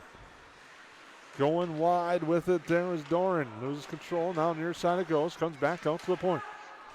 Shot attempt through traffic, save Hoyt. Rebound comes free. Nice shot there by Ian Miner, but not able to get it through traffic as Hoyt stood tall on that one. Now the Panthers come back the other way, had a little bit of a rush, but lose control of the puck. And here comes South St. Paul. The head is steam here on either side, but a nice defensive play. The poke checked it away by Kobe Hagan, and then there was a nice hit to finish it off for Park Rapids. Now offside is going to be the call. Was trying to get back with Zach Lohr after he got lambasted into the boards behind the net. It was a hit like that that took the net off the plexiglass. I see that they've done a pretty good job of making sure that stays attached today. 5:33 to go here in our second period. We're tied at 3. That's certainly been a fun one so far. We weren't sure at first, but now we're pretty sure of what's happening. Quick shot, save Hoyt. He will corral the loose puck. Quick shot, Ray Rosales got off the draw, skated in, fired the shot, and a pad save by Hoyt. He'll hold on for the whistle. Offensive zone faceoff for South St. Paul to the left side of the goaltender, Cullen Hoyt, making his first start of the year. Hoyt's been a little busier in the second period.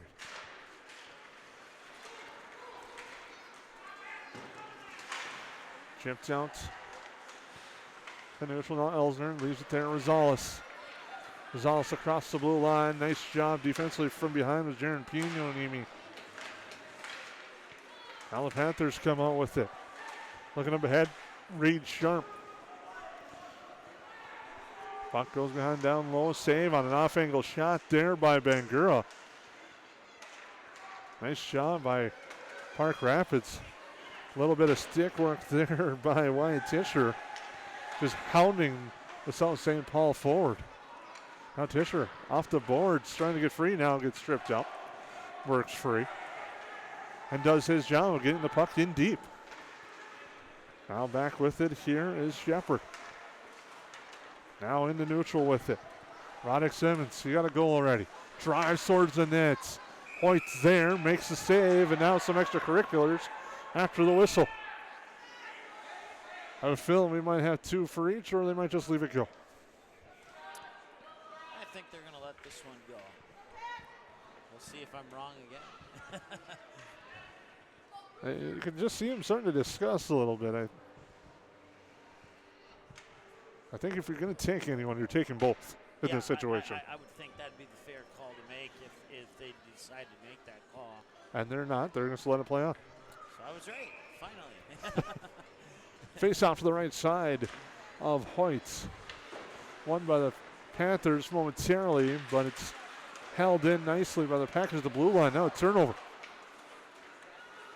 On the near side, it comes up to the point. Maurer sends that back down low after losing an edge. Centering pass not there, stolen away. Flipped up ahead, but doing a nice job coming back was the Packers defensively on that one was Brody Shepard.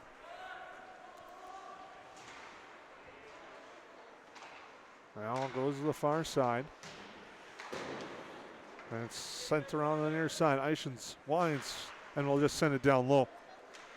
That was a little teaser right there. Looked like he was ready to send a blast, but thought better of it when he saw the traffic. Now puck near side and losing control. Almost getting free in front was Vinci.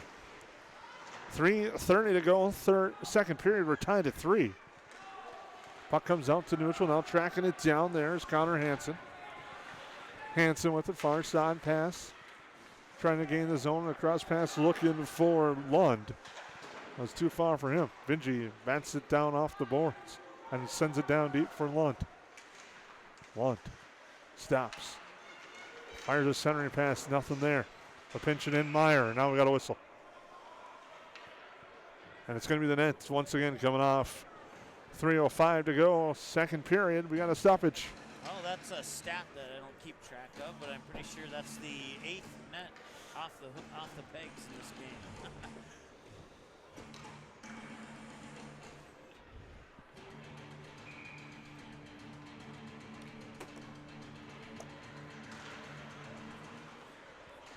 Now on the far side, South St. Paul trying to get out of their own end, and they do momentarily.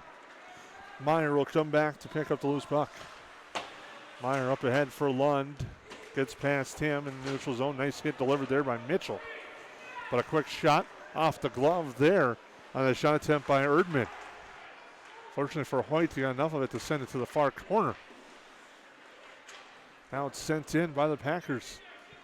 And Erdman wins the battle of the puck, trying to keep it down low. They pin it on the boards. Puck comes out in front. Park Rapids read it perfectly. We're ready for it. Now Fanning on the pass attempts. The Panthers coming away with it. Driving to the net, firing a shot just wide was Jantz. Mitchell fans on a pass attempt. Now comes to the point. Shot from the point. Save Bangura. Big rebound out in front. Comes back to the point. Shot through traffic is blocked away in traffic. And now comes out to neutral. A couple of good opportunities there by Kobe Hagan.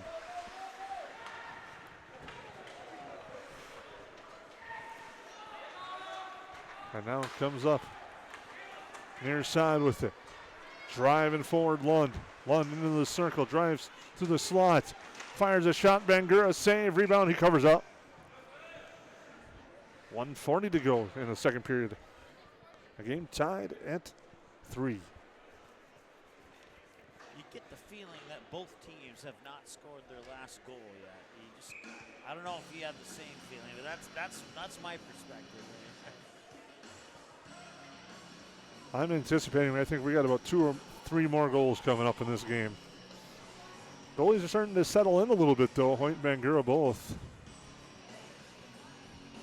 We're 3-3 here in the second period. Face off to Elsner, but it's chopped away from him.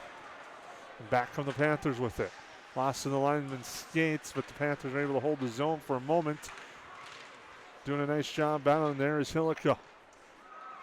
Now Elsner gets it for the Packers, goes behind his own goal to pass near side.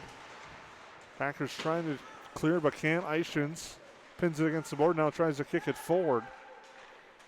Now the Packers clear, but it's now corralled and neutralized by Connor Hansen.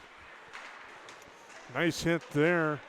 Stepping up and delivering a good one there for South St. Paul was Jack McClellan. Panthers, 1 minute left in the period. Oh, and a big hit there. Eichens just sent the man flying. Did Ethan Eichens. Now comes near side. Tarola into the slot, into the circle, fires the shot blocked with 40 seconds to go. Comes out to neutral. South St. Paul trying to corral it at the end boards. With the puck there is McLaughlin getting pinned up. And we got a hand pass call. We'll bring the faceoff all the way down with 25.2 seconds to go.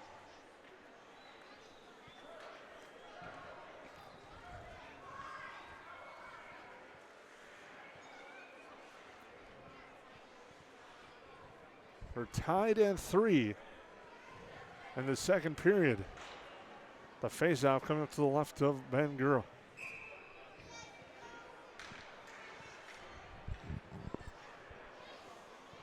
Faceoff won by the Panthers. Myers shot blocked in front. Backhand attempt by Mitchell blocked away. South St. Paul clears it up ice. That's Simons. Or Simons, excuse me, with it behind the net. Comes near side. Lund picks it up with 5 seconds to go. Puck along the boards. It comes out to neutral, and that will do it for this second period as we're tied at 3. What was an exciting second period. South St. Paul getting a pair of goals. Park Rapids with 1 to answer, and we're tied 3 apiece after 2 periods of play here from the Ted O. Johnson Arena on the Magnitude Sports Media Network.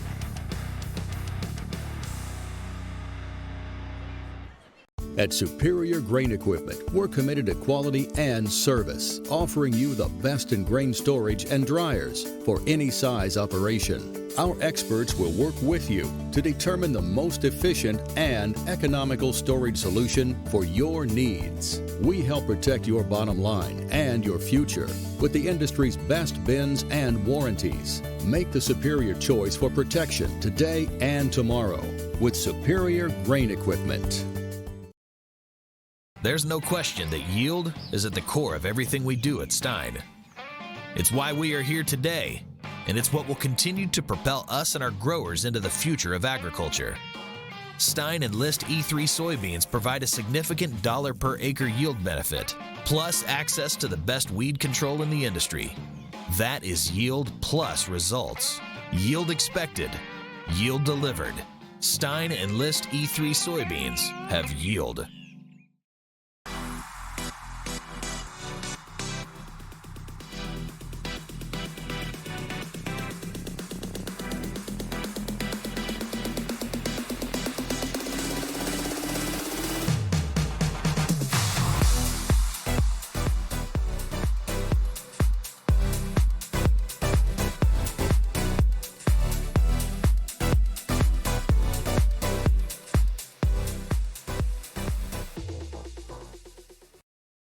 Jake, no video games till your homework's done, bud. It is done, Mom. What about your homework? My homework? Arvik donates $1 from our internet payment each month.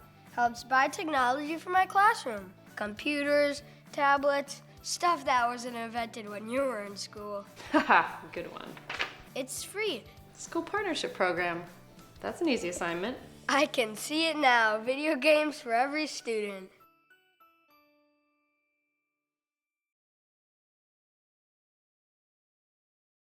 Small or large, Superior Grain Equipment has a storage solution for you with a wide variety of bin options and accessories, along with site planning and superior customer service. Plus, from top to bottom, we offer the industry's best bins and warranties to protect your products and your grain storage investment. Get superior quality, protection, and reliability with generations of experience and dependability.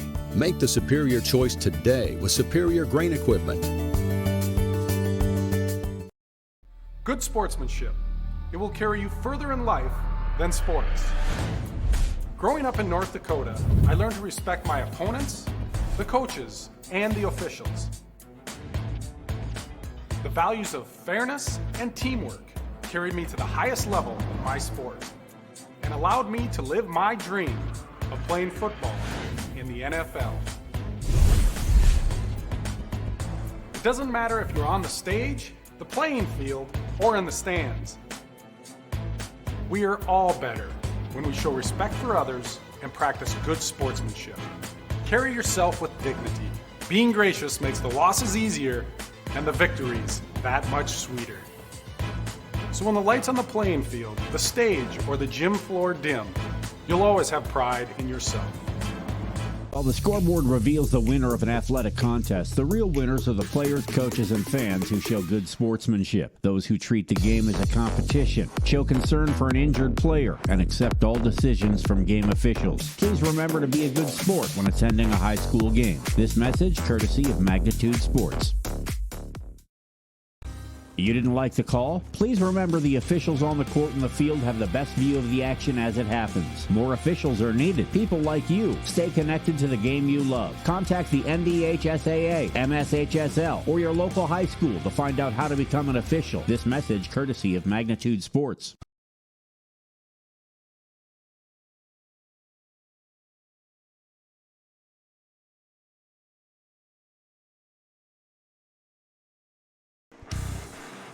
Well, welcome back here at 10-0 Johnson Arena. I'm Jason Grove, Mike Mason here on the Magnitude Sports Media Network, and an outstanding back and forth second period that saw South St. Paul score 2 goals and eventually tie this game up with Park Rapids Areas. That's where we sit, 3-3 after 2 periods of play. Scoring in that second period was South St. Paul. On the power play, Jake Maurer with the power play goal. Ray Rosales with the assist. That made it 2-2 at the moment. But then a nice play on a breakaway opportunity for Park Rapids area. Finishing it off was Jackson Lund, Nash Mitchell, and I believe Quincy Yance on the assist for that one for the Park Rapids area Panthers. And then an even strength goal unassisted by Matt Elsner as he beat Cullen Hoyt, which made it 3-3. That's where we stand after 2 periods of play. Been an exciting contest, getting a little chippy between these two teams, but it's been a good one between Park Rapids area with a record of 1-1 and South St. Paul 1-0 after South St. Paul picked up a 3-1 victory last night over Wadena Deer Creek in Wadena. On the power play today, South St. Paul is 1 for 4. Park Rapids area is 0 for 1. Park Rapids area had 2 penalties, 1 for interference and 1 for hooking, while South St. Paul had a hooking penalty in that second period.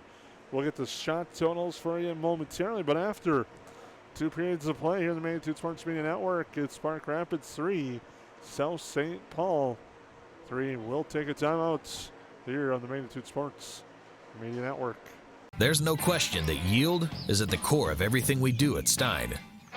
It's why we are here today, and it's what will continue to propel us and our growers into the future of agriculture. Stein Enlist E3 soybeans provide a significant dollar per acre yield benefit, plus access to the best weed control in the industry.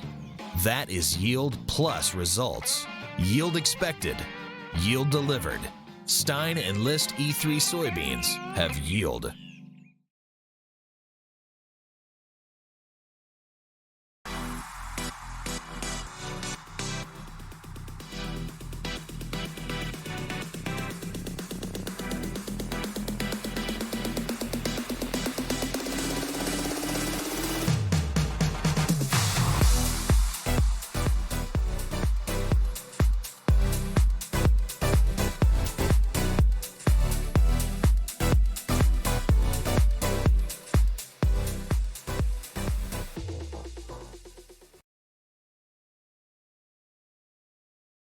At Superior Grain Equipment, we're committed to quality and service, offering you the best in grain storage and dryers for any size operation. Our experts will work with you to determine the most efficient and economical storage solution for your needs. We help protect your bottom line and your future with the industry's best bins and warranties. Make the superior choice for protection today and tomorrow with Superior Grain Equipment.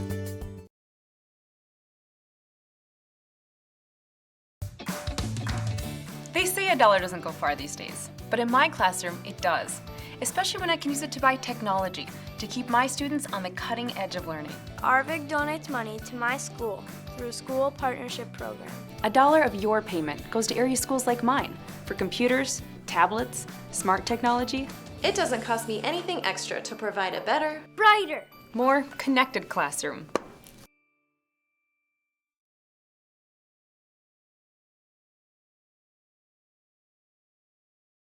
There's no question that yield is at the core of everything we do at Stein.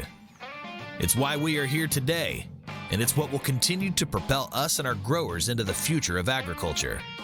Stein and List E3 soybeans provide a significant dollar per acre yield benefit, plus access to the best weed control in the industry. That is yield plus results. Yield expected, yield delivered. Stein and List E3 soybeans have yield.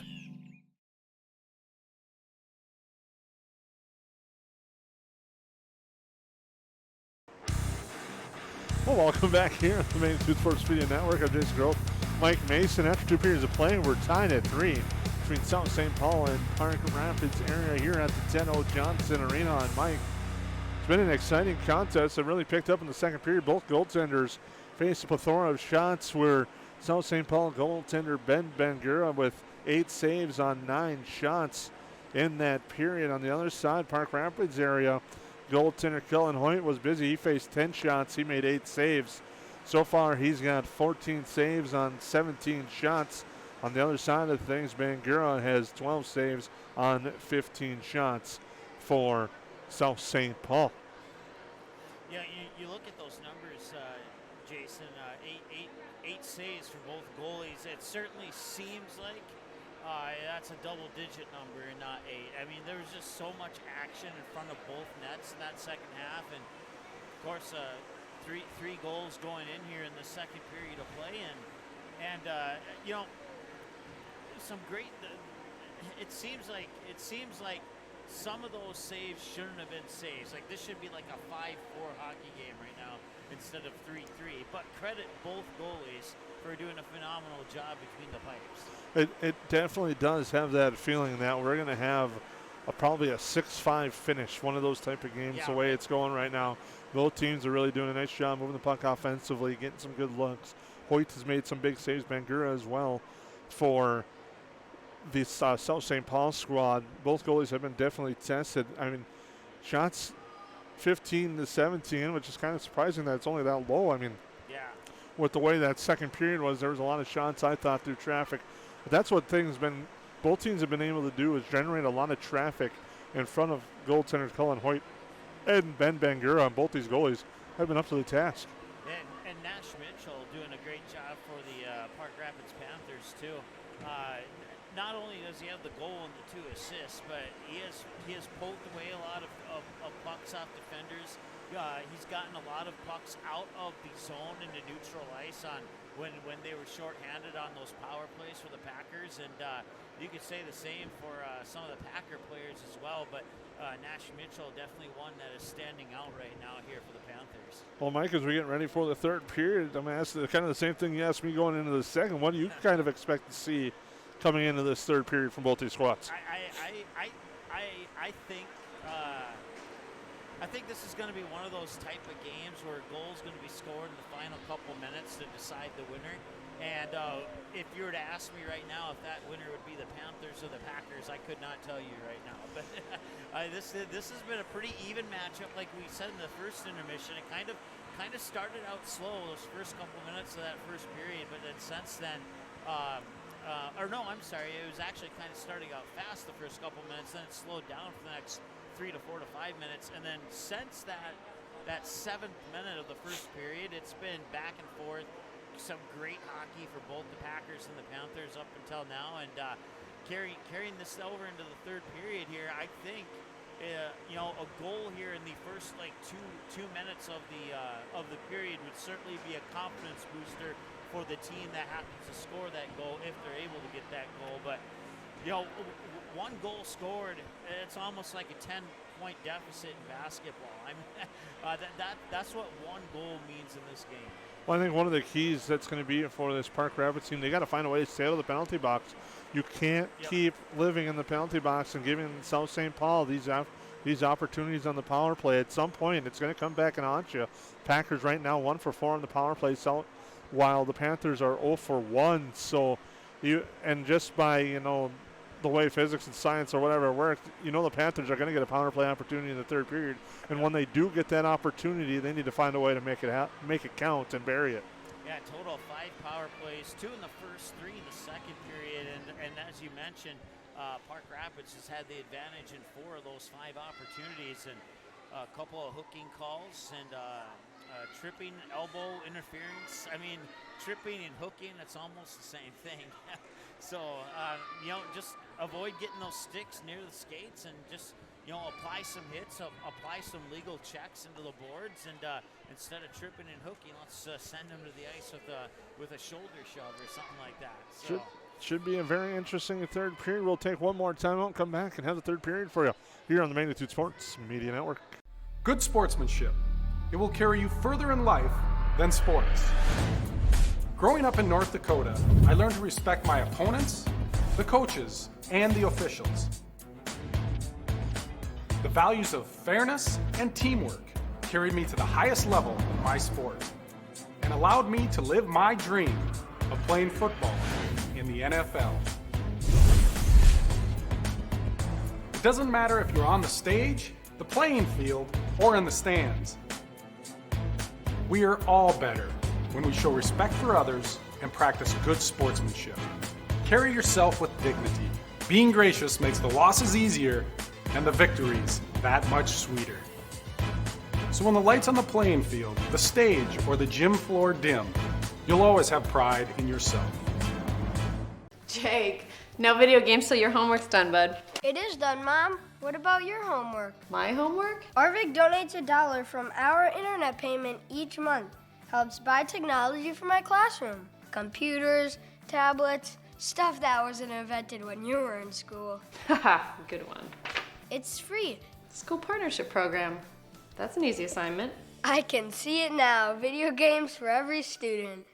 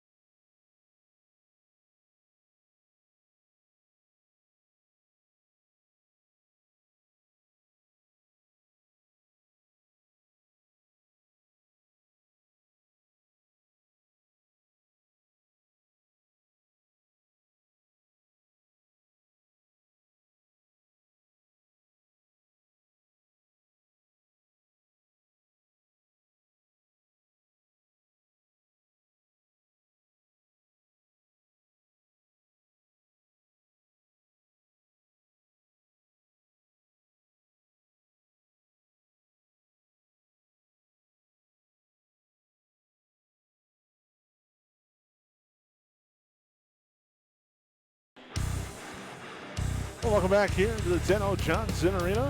Jason Grove and Mike Mason. We're getting ready for the third period. Just waiting for the teams to come back out onto the ice here at the 10-0. As it's been an exciting first two periods of play between the Packers and the Panthers. Both teams looking for win number 2 on the young season. The Panthers are 1-0 after a 3-1 victory over Wadena Deer Creek last night. Park Rapids area comes with a record of 1-1. They defeated Prairie Center by a score of 7-2 their last time out, and prior to that they dropped a 7-4 decision to Red Lake Falls. So they're hoping to improve to 2-1 as they get ready to head onto the ice for the third period here at the 10-0 Johnson Arena. And there he is coming onto the ice, Nash Mitchell leading the way, and I expect him to factor into this decision here at the end of the night. Yeah, he's certainly one of those who absolutely could do that, and like I said, he already has 3 points on the night.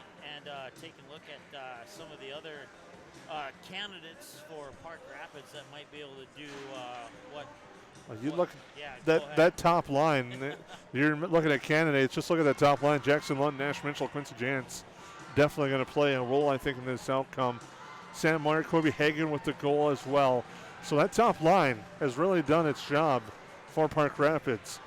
It's going to see if they can get some contributions from that second and third line here as this game wears out.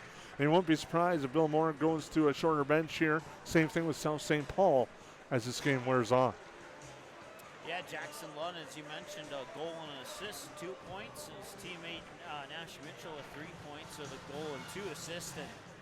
And like you said, we just want to get this third period underway here, and the St. Paul Packers are now out onto the ice, and it took 2 periods, but I'm officially flipped over to hockey now. And then get ready to get back. Spin move here.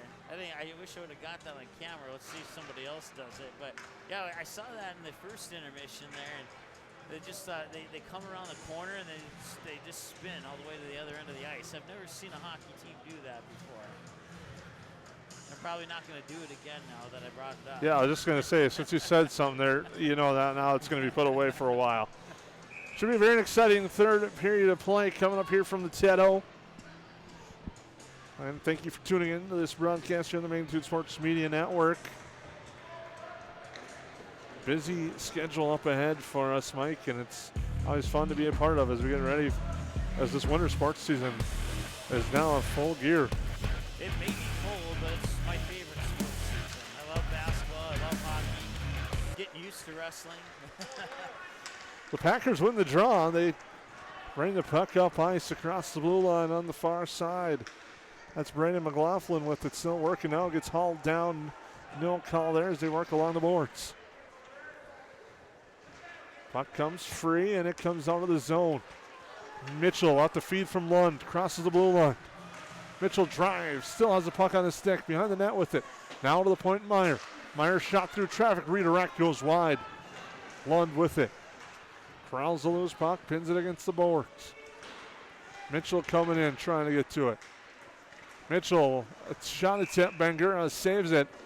Mitchell came out in front from behind, made the save, but a pad save by Bangura.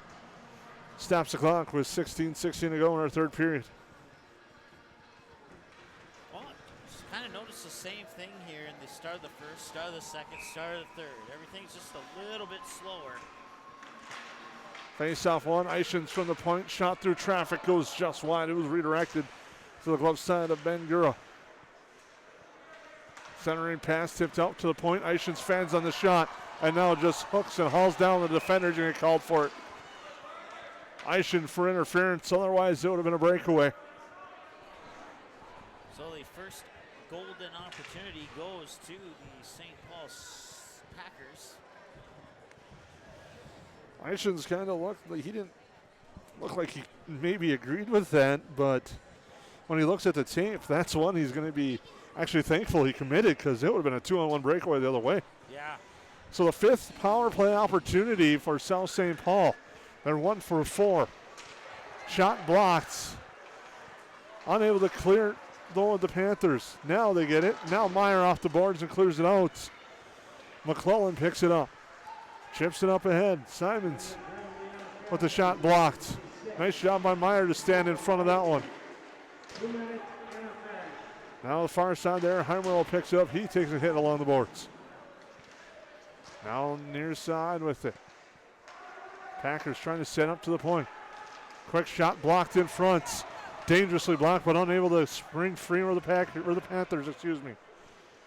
Works down low, shot blocked in front again. The Panthers doing a nice job blocking shots here on this power play opportunity for the Packers. Their 5th of the night. Puck down low with it. That's Doran. Back up top, Simons. Near side. Goes down low along the near side circle. Into the corner. Coming free behind the net with it. Packers setting up. Now to the point. McClellan through traffic. Deflected wide again.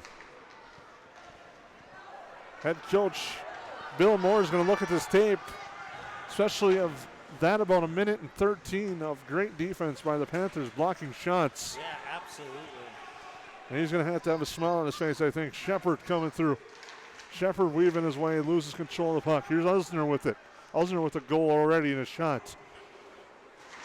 Through traffic. I believe he might have got the Hoyt and he sticked it away easily, and it's sent out and cleared by the Panthers. Mangura plays the puck behind his own goal. With it now for South St. Paul's McClellan. Cross ice pass there, picked up. Tyson Simons with it up ahead. Now Elsner with it. Gets a poke checked away from him. And here's Mitchell. Mitchell across the blue line. Mitchell winds, fires, sticked aside by Ben Gurl. And the Panthers kill off the penalty. Packers now 1 for 5 with the man advantage. Here's Lund with it on the near side. Lund through the circle. Loses control, but Mitchell's there to get it back to him. Lund behind the goal, center pass in front. Shot just wide off the stick of Jantz. A great opportunity there and a golden one in front. Puck to the far side. Lund can't hold it in. Sends it over to the near side. Trying to track it down. Vinci. He'll send it to the wide side. But South St. Paul gets it. From a knee shot, Fandon. On the shot attempt by Doran. Held in nicely there by Maurer. Maurer with it, fans on it. Comes to the point, gets past the stick of Harmero. He'll track that down in his own end with 13 minutes to go, third period. In a game that has now kind of become a little bit of a defensive battle, tied at 3. A nice hit there by Jansen, now a penalty. Henke went upstairs on the second hit, and that will be the call.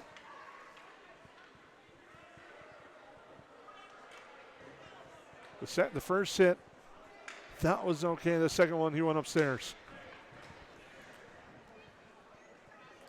Well, back-to-back power plays with only about a minute and a half between the conclusion of the first one and the start of the second one. And now the puck will come down here to the stick side of Hoyt for the face-off. Power play opportunity number 6 for South St. Paul.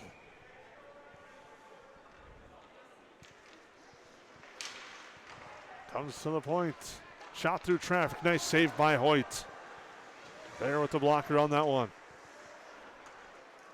Picked up. Backhand attempt blocked away in front. Now sent out by the Panthers.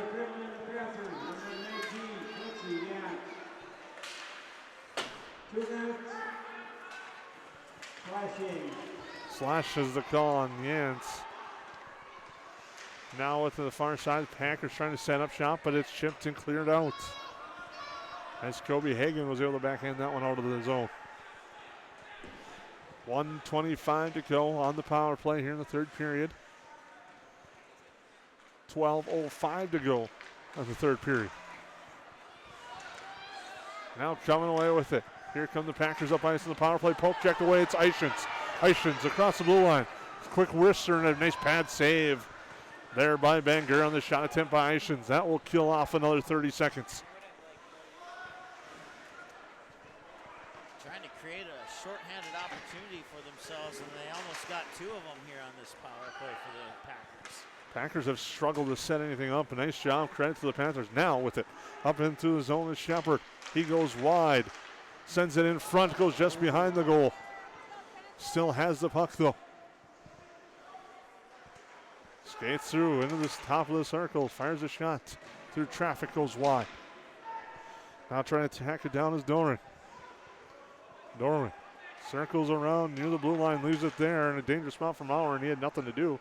Trying to just send a pass here near side. Shot through traffic. Hoyt doesn't know it, and he has it.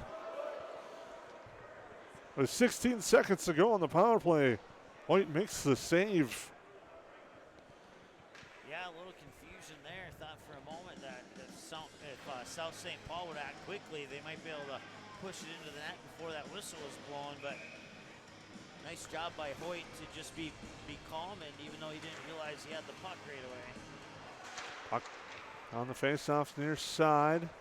The Panthers get it out of the zone. About 5 seconds to go on the power play. Head of steam. The Packers gain the line, lose the puck, lose the power play. They're now 1 of 6 on the power play today. Maurer tracks it down in his own end, fires a pass across ice, where Meyer will control for Park Rapids. The battle along the boards. Corolla battling, the puck comes free. Meyer at the point, settles it down, fires a shot through traffic, is high and wide. And now a trip is coming up, and another penalty on Park Rapids. This is Joey Hillica for the trip. They always say in sports that it's hard to defeat a team 3 times, and we're going to see if that kind of wrinkles into having 3 back-to-back penalty kill opportunities or not. If they can do that 3 times in a row. 1 for 6. South St. Paul, the 7th power play opportunity, the 3rd of the 3rd period. And we still have 10:15 to go. To the point. Quick shot, save Hoyt. Rebound comes free near side. Unable to hold it in there at the blue line was Brandon McLaughlin. 2 minutes ticking. With the puck here, McClellan. Up to Elsner.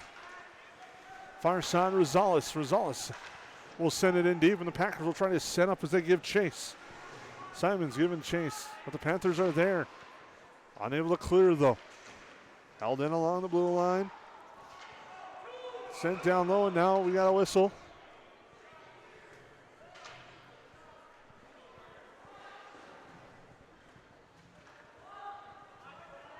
Face-off will come.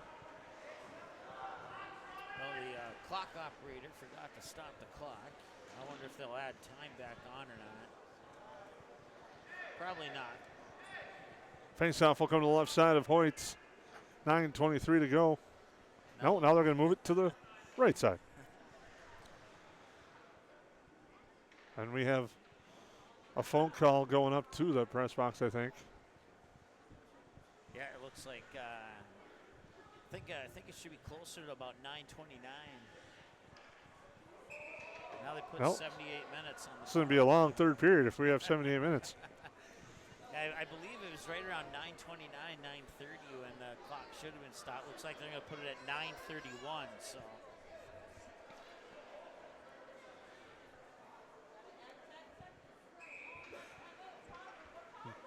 Yeah, the one thing they got to mention, they got to add the climb on the power play as well. But they did not do that. So a little bit of a break there for Park Rapids. An unintentional one, but goes to the right side of Bangura. Now with it there is Simons.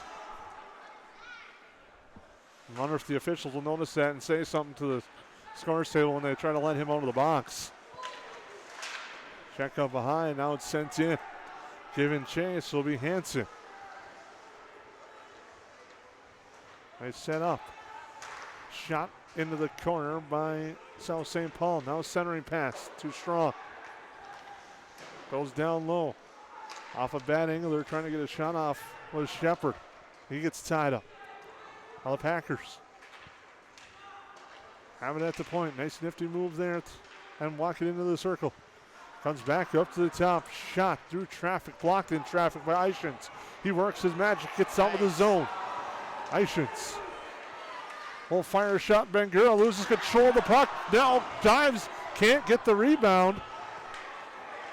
The power play doesn't show on the clock, but it is still going. And now it just expired as the guy comes out of the box. They did keep him in an extra 10 seconds. It didn't show on the board, but they did keep the guy in an extra 10 seconds, but the power play comes to an end. So South St. Paul now 1 for 7 on the power play. Park Rapids 0 for 1. looks like we'll have a neutral zone face-off here. With 8:13 to go. Or 8:12 to go, excuse me, on the scoreboard. Is now driving with the puck is Hillica. Hillica to the net. Shot goes just wide of Bangura. Hillica with it now. Leaves it here for the near side for Lund. Shot from the point. Deflected into the corner. Hillica grabs the loose puck. Now trying to chip that forward was Hagen. Can't. And now Lesnar will come back the other way for the Packers. Poked off of his stick. He converges with Rosales, loses his stick. Rosales still battling despite not having a stick and got away with the hold. No, he didn't. The hand is up.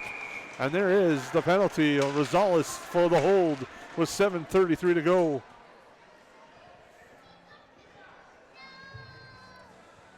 So Park Rapids, the power play opportunity I talked about in the intermission. Here it is. 7:33 to go. We'll have an opportunity with the man advantage. Their second.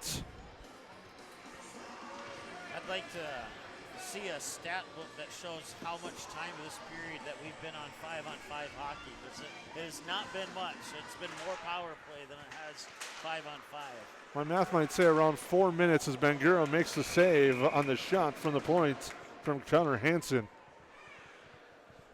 Certainly doesn't seem like 4 minutes, but and that's just an estimate. As Mitchell will take the face-off. He wins it. Shot from the point. Hansen rebound. Backhand shot attempt goes wide out the stick of Joey Hillica after an initial save by Bangura. Both goalies have been up to the task here in the third period, Mike. Absolutely. They've made some remarkable saves just like they have all game long, but none more important than the ones they've made in this period. Hillica with it. Now Mitchell in his skates. Goes near side. All the way to the far side. Lund to the point. Over to Hansen. Hansen into the slot. A shot. Mitchell rebound. Chipped away into the corner. Nice quick shot by Mitchell and an even better save by Bangura. Rebounds are there though for the Panthers if they can get someone in front for them. Pass across. Hansen fires a shot high and just over the nets. Torolo with it now goes for Mitchell. Mitchell into the circle, fires a shot. Bangura glove save. And he holds on for the whistle with 6:25 to go in the third period. I'm starting to get the feeling that this is not going to be a 6-5. It's probably going to be a 4-3 game. Both goalies have clamped down. 53 seconds to go on the power play. To the near side. Going down low with it. Out of the Panthers, trying to set up. Jantz with it on the power play. Back up top to the point. Back to Jantz on the near side. Goes down low. Looking to circle in front. Nothing there on the pass. Comes near and out of the zone. Unable to track that down in time was Sam Meyer. And now the Packers clear with 25 seconds to go. We'll see if the Panthers get something set up for one last rush on the power play. Here's Jantz with the head of steam. Stops at the goal line. Still has on a stick. Look, you hear the coaches yell the move, and it comes out in front. Shot fanned on. The Packers chip it out of the zone and kills off the penalty. And we got another whistle. We might have too many men on the ice on South St. Paul. Oh, my goodness. The guy came out of the box, and the guy that was making the substitution touched the puck too soon.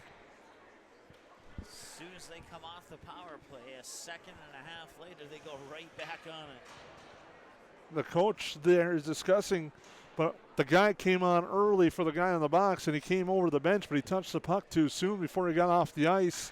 The official call, and I think that's going to be the call. It's too many men with 5:27 to go.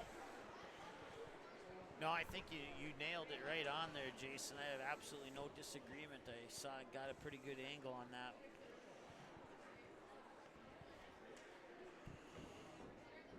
So we'll let the officials discuss over with the coaches, explain why they called what they called here, but it appears to be a face-off here that's going to come to the stick side of the Packer goalie, Bangura.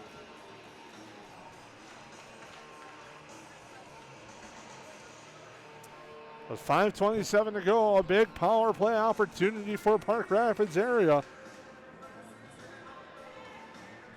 They're 0 for their first two. Face off one, Lund to the point. Now comes near side. Over the stick of Hansen.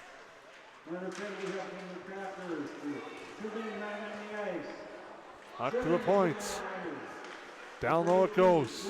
Lund with it. Fires a shot just wide of the goal. And it clears out of the zone on the bad angle shots. Unable to hold it in there was Connor Hansen. He goes D to D with the pass to Tarola. And it's stolen away. Packers will come out to neutral, kill some clock, and pass it around D to D. And they will send it now the length of the ice with 1:20 to go on the too many men on the ice penalty against the Packers. Both teams have had ample opportunities with the man advantage, but no one has been able to put one through. Our side. Now with it there, Mitchell.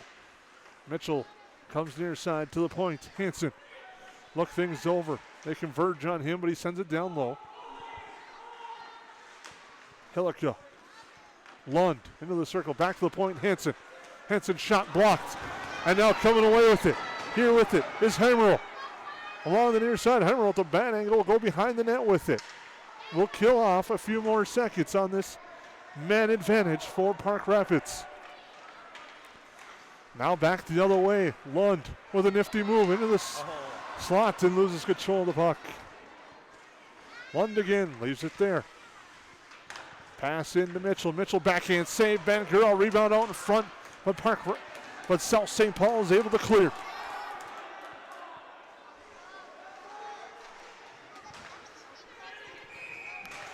As the puck goes out of play, I believe.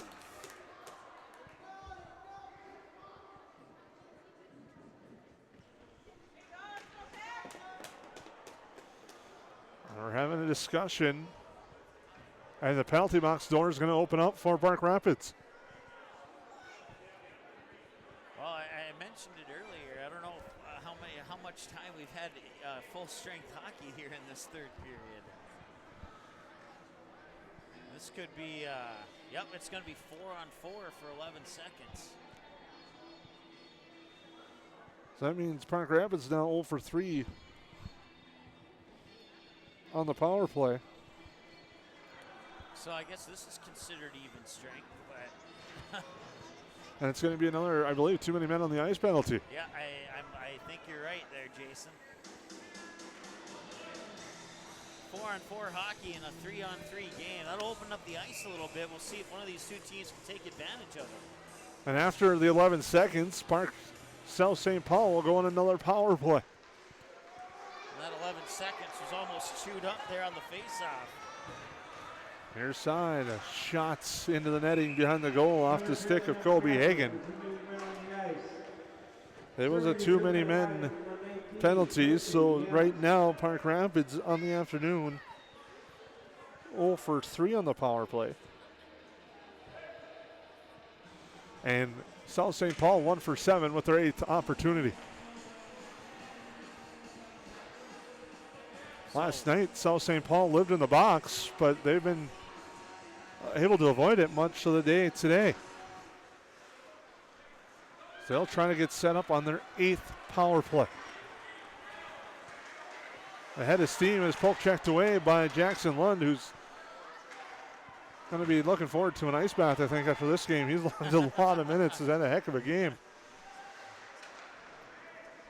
Now South St. Paul getting set up.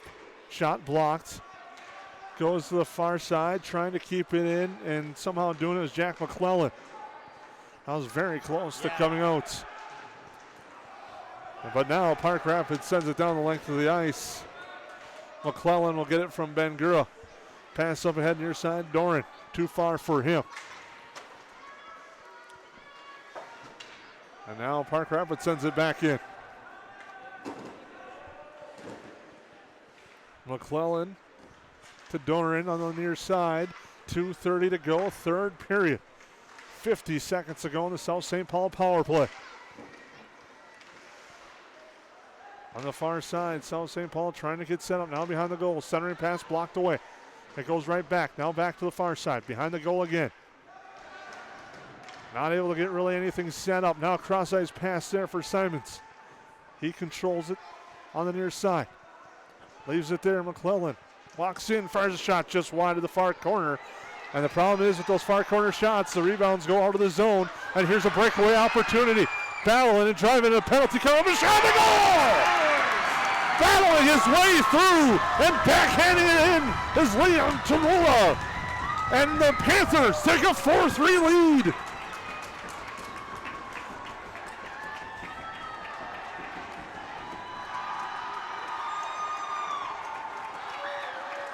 Well, that was going to be a penalty shot had he not made the goal. So, but man, talk about some excitement there. A short-handed goal gives the Panthers a 4-3 lead with 1:52 to go. 15 seconds for the Packers to try and get that one back. Nice job by Liam Tarola to work through. And then fired in, and now we have a timeout. Timeout called by South St. Paul. With 1:52 to go. I'll get that official scoring, but it was Tarola working hard. Like I said, on the off-angle shot, set him free. Yeah. And he worked and battled through the defender and fired in the backhand shot past Bangura. Right on cue, too.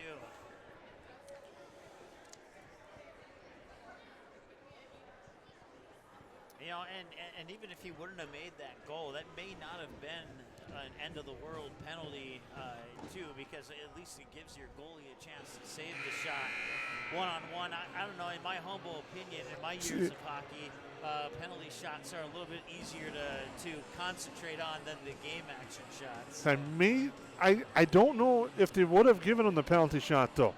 He didn't really have that step ahead, so I think it might have been it would have been an interesting call. Yeah, definitely. It would have been one. I think would have definitely a lot of thought would have went into that. But like you said, a penalty shot one-on-one is tough. I mean that way you have the penalty shot, you still have an opportunity of being 3-3. Yeah, exactly. And I think that was even if they wouldn't have called it, I think that was probably the intent there.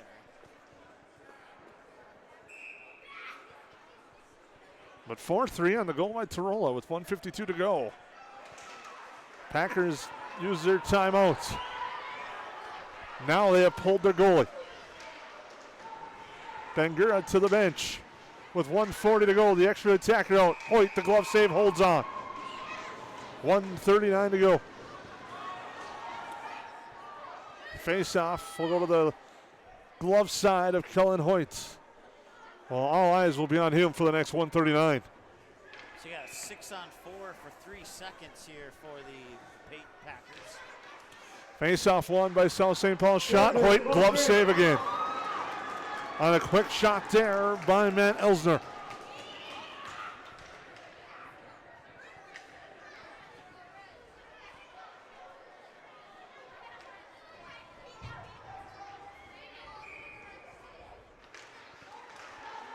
Shot, Elsner, save. Hoyt and a big rebound. Puck along the boards. Elsner holds it in. Now sent down low. Panthers just want to chip it out of the zone. They can't. Now comes to the point. Quick shot through traffic. Hits the Hoyt, but he corrals it. Shot attempt from Shepard. Hopped through traffic, and Hoyt saw it. Made the save with 1:10 to go. If you're Park Rapids there, you just don't want to think about that empty net right now. Just get it out of the zone and play zone to zone. Yeah. Where South St. Paul wants to keep the pressure on. 1:10 to go. I wouldn't be surprised to see Park Rapids head coach Bill Moore uses his timeout, and he does. He calls it right there. And you're just on cue today, Jason. Yeah, no, man, this has been a dramatic third period of play. But to elaborate on the thought that you were going to make there a moment ago, Park Rapids, like you said, don't think about the empty net. Just clear the zone, and even if you don't get the empty net goal, it takes a little bit of pressure off down on that, and it takes at least 10 seconds, if not 12, off the game clock, and depletes the opportunity a little bit here for South St. Paul. But you know, I wouldn't be a bit surprised if the Packers might be able to come up with a goal here. They've certainly pressured it down on that end, but on the flip side, Colin Hoyt has been a spectacular goalie here in this late parts of the third period. Again, the goal by Liam Tarola is the difference right now. Is a short-handed goal. It came off a shot that went for the far post, came all the way out of the zone, and Tarola sprung free, had a defender draped all over him. A penalty was called, but he was able to fight through it and get it over Bangura to make it 4-3.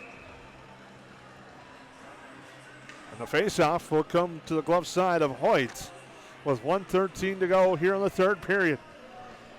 Park Rapids leading by a goal. South St. Paul looking for the equalizer, hoping to try to force overtime. The net to her right is empty. To the point, McClellan shot directed to the corner. Park Rapids continuing doing a good job blocking shots in front. McClellan now steps in. Now a shot from Elsner redirected. Back to the point. A shot for the point. Kicked aside in front by the defense of the Panthers. Ice it. And that will get a nice cheer from their fans. They're able to clear the zone with 55 seconds to go. As they ice that one after a couple, 3 block shots, I want to say, on that flurry. Well, the good news for the Packers is they continue to get the face-off down on this end of the ice, and that's exactly what they're looking for. Face-off this Heimerl shot wide. Shot from McClellan blocked. Comes out to neutral zone. With it, Lund, he loses. He gets draped all over. Now sent forward towards the empty net, but there are the Packers with 40 seconds as they try to make one last rush. Sent back in the blue line, but there to corral it for the moment is Shepard. Up ahead, Elsner. Too far for him. Chipped out to neutral. Now chipped up ahead. Lund with it. He's got the empty net. Fires and goal! Jackson Lund buries it. And buries the hopes of South St. Paul with the empty netter.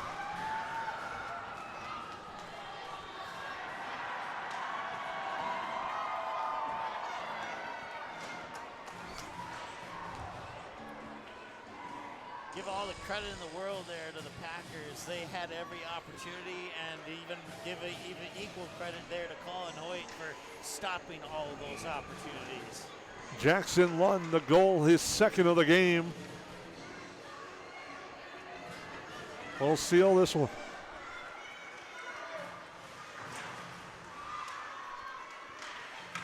On the near side, now chipped ahead. And into neutral. Point for the Panthers, number 10, Jackson Lund. And assist number 16, Jody Hillico, the lone assist, and that will do it. The Park Rapids Panthers pick up a 5-3 victory over South St. Paul today at the Ted O. Johnson Arena. A very nice victory today for Park Rapids. They overcame a lot in that third period and were able to pick up the big home victory to improve to 2-1 on the young season. Yeah, absolutely a fantastic game here, and by both of these teams. I know that South St. Paul was that close to tying it up, and you know, and this game was that close to potentially going to overtime, and you couldn't ask for probably a better hockey game than what you got here one quick today. announcement to make. I was requested to wish you a happy birthday to Coach Moore. You'll be 60 years old tomorrow. Well, then a special announcement for head coach Bill Moore as he'll celebrate his birthday tomorrow with a nice 5-3 victory today. Yeah, that is a great birthday present, no doubt about it. Well, we'll add up some numbers here. We'll get some updated stats, and we'll take a break, and we'll come back here with your post-game show in just a few moments here on the Magnitude Sports Media Network. Be right back. Your final score one more time. Park Rapids Panthers 5, South St. Paul Packers 3. Back with your post-game after this. Good sportsmanship. It will carry you further in life than sports. Growing up in North Dakota, I learned to respect my opponents, the coaches, and the officials. The values of fairness and teamwork carried me to the highest level in my sport and allowed me to live my dream of playing football in the NFL. It doesn't matter if you're on the stage, the playing field, or in the stands. We are all better when we show respect for others and practice good sportsmanship. Carry yourself with dignity. Being gracious makes the losses easier and the victories that much sweeter. So when the lights on the playing field, the stage, or the gym floor dim, you'll always have pride in yourself.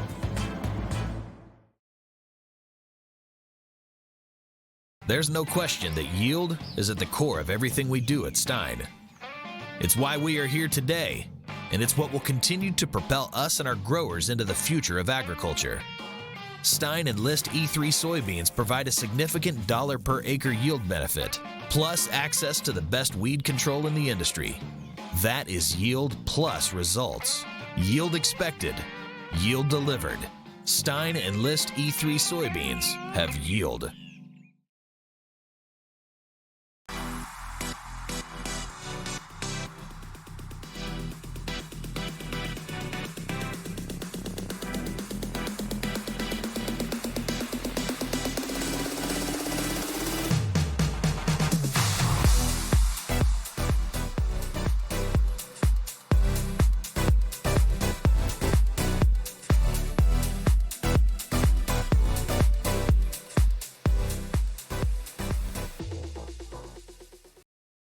Jake, no video games till your homework's done, bud. It is done, Mom. What about your homework? My homework? Arvik donates $1 from our internet payment each month. Helps buy technology for my classroom. Computers, tablets, stuff that wasn't invented when you were in school. Haha, good one. It's free. School partnership program. That's an easy assignment. I can see it now. Video games for every student.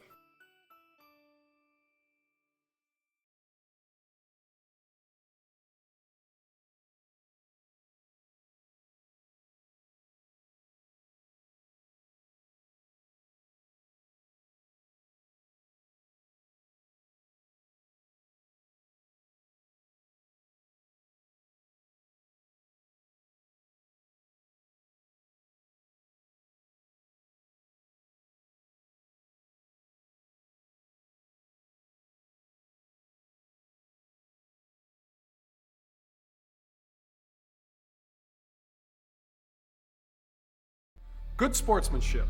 It will carry you further in life than sports. Growing up in North Dakota, I learned to respect my opponents, the coaches, and the officials. The values of fairness and teamwork carried me to the highest level in my sport and allowed me to live my dream of playing football in the NFL. It doesn't matter if you're on the stage, the playing field, or in the stands. We are all better when we show respect for others and practice good sportsmanship. Carry yourself with dignity. Being gracious makes the losses easier and the victories that much sweeter. So when the lights on the playing field, the stage, or the gym floor dim, you'll always have pride in yourself.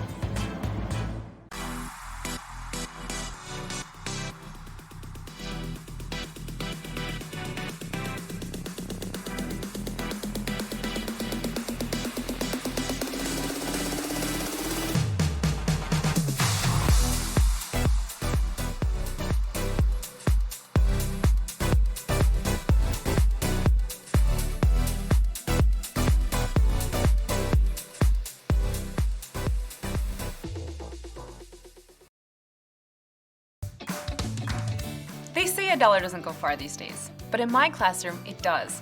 Especially when I can use it to buy technology to keep my students on the cutting edge of learning. Arvik donates money to my school through a school partnership program. $1 of your payment goes to area schools like mine for computers, tablets, smart technology. It doesn't cost me anything extra to provide a better, Brighter. More connected classroom.